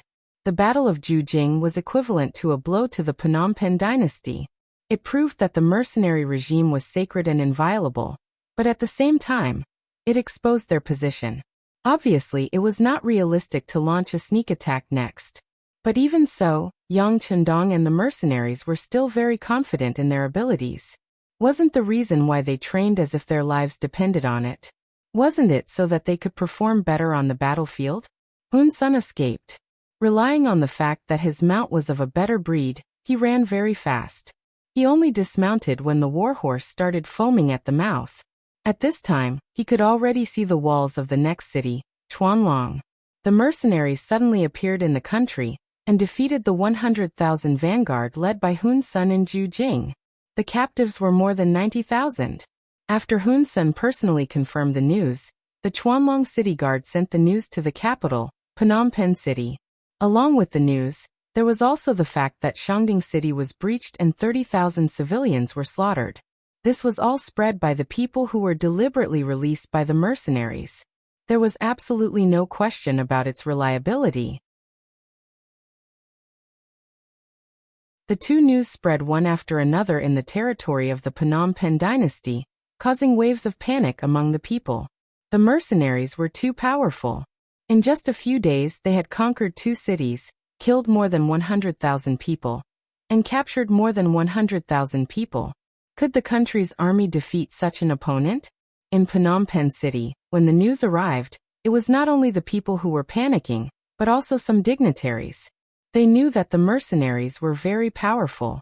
After all, this had been proven by the facts. Because of this, they took out their wealth to support the country's army, hoping that they could win the war with a generous reward.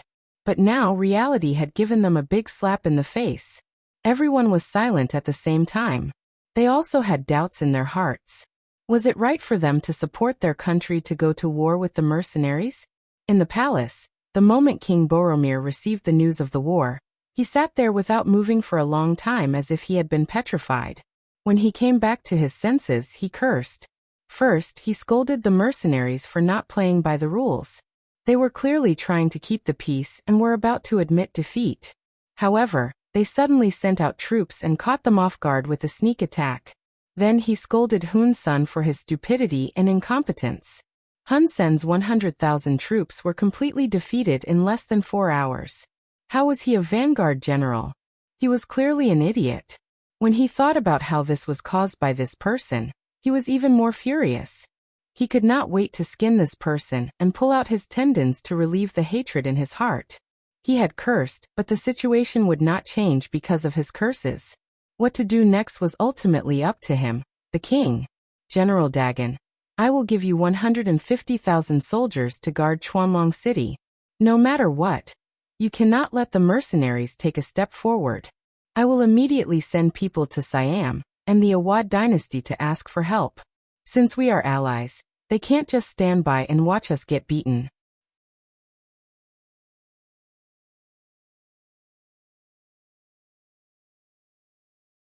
Chapter 6:10. The alliance had become his last hope, and Boromov hoped that they would be willing to fight to the death and send troops to Laos. As long as they made a move, the mercenaries would be attacked from both sides. The mercenaries were likely to retreat. Then, it would be time for him to recover what he had lost and restore the prestige of the country. He quickly arranged for people to get reinforcements. Then he fixed his eyes on Chuanlongcheng. Not only King Boromir, But many people in the entire Golden Border dynasty had their eyes on Chuan Longcheng. They wanted to see the result of the clash between the two armies. Would it be beneficial or disadvantageous? Laos. The news of the victory in the Battle of Jigging City had finally spread. At first, it was just some gossip. There was no confirmation, but it had already shocked many nobles. Didn't they say that the mercenaries would not make a move? Didn't they admit defeat? Why did the battle start so soon? Before that, they did not receive any news at all. There was no lack of smart people among the nobles. They quickly remembered that the 20,000 Laotian mercenaries were transferred to the south. At that time, it was said that it was to eliminate bandits and to prevent the Golden Border dynasty's army from pressing on the border. Now it seemed that it was just an excuse. They were probably already on the battlefield at that time. The nobles had bribed many Laotian mercenaries. After all, these people were born here. They had too many concerns and too many shortcomings. However, it was obvious that these people were also kept in the dark. They did not know their mission until the moment before the battle. At that time, because of the tight lockdown, they could not send back the news. So what did this mean? Did the mercenaries know that they would interfere and were already on guard? Or was it all because of military needs? If it was the latter, of course it did not matter. It was understandable that the army needed to lock down the news. However, if it was the former, would the nobles be dissatisfied with their interference in the mercenaries' affairs? Would they even be the next target of punishment? These nobles were originally people who had lost their power. They had inherited too many things from their ancestors. In fact, they were already in dire straits. If the mercenaries stepped on them at this time, how could they resist? While these people were in a state of panic, the news that the mercenaries had conquered Shangding and Jiujing, killing tens of thousands of enemies and capturing 90,000 enemies was reported to the Yang dynasty. For a time, all the tianxia inns in the various cities were overcrowded. Many commoners squeezed into these inns to drink the free tea and listen to the literate people talk about the news over and over again. Their faces were filled with excitement and excitement. Under the influence of Yang Bao's public opinion, more and more people learned about the policies of Lao Province. As Lao Province's infrastructure was on the right track, more and more people had jobs and money to earn.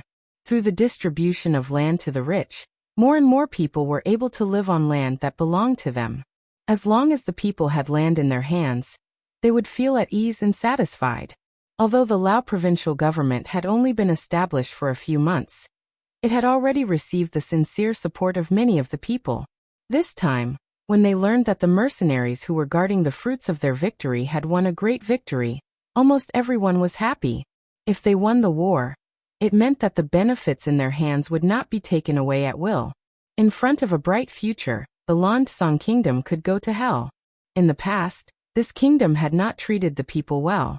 If they were allowed to kill their way back, wouldn't they return to the days when they did not have enough food to eat and clothes to keep warm? The people were the most direct in their actions. They did not care about right or wrong, good or bad. They only knew that if someone was good to them, they would be good to that person. Now that the Lao province's policies were on their side, naturally, they would side with the Lao province. In addition, there were the educated youths among them who were spreading the news every day. There were also the Han people who had gained more benefits from the war. Thus, the opinions of the people were surprisingly unified. In the afternoon when the news was published, at least 7,000 young people had signed up to join the army. They were using their actions to support the Lao provincial government. As the provincial governor, Luan Shaoqian was very touched by the actions of the people. However, as a sub-province, there were strict regulations on the number of soldiers they could have. This was to prevent other provinces from secretly expanding. Thus, in the face of the enthusiasm of the people, Luan Shaoqian personally received them at the square in front of the government building. He expressed his gratitude and stated that there was no shortage of people in the mercenary army. He also asked them to return first. If there was a need to recruit soldiers, Yang Baozhong would report it. As for the youths who did not want to join the army on a whim, he suggested that they sign up first to learn some basic military knowledge. If there was a need for soldiers, those with experience would naturally be given priority. After much persuasion, they finally managed to persuade more than 7,000 people to go back. This scene quickly spread throughout the entire Wanxiang city, causing many people to be shocked. In just a few short months, the Lao provincial government had already won the hearts of the people. It seemed like even the Lansong kingdom's most glorious period could not achieve this. With Yuan Shaoqian holding the fort and meticulous preparations, the provincial government was operating as usual. Other than continuously sending various war preparations to the front lines, they were fully focused on developing their businesses and infrastructure. Just like Crimson City, they were developing day by day. With the victory at the front lines, the nobles did not dare to make any sarcastic remarks and became much more obedient. The goods that were originally overstocked were also quickly sold out when the news of the victory at the front lines spread. Since the mercenary army had expressed their determination to protect the merchant group, what else did they have to worry about? Even if they could not sell their goods to Phnom Penh, Siam, and Ava.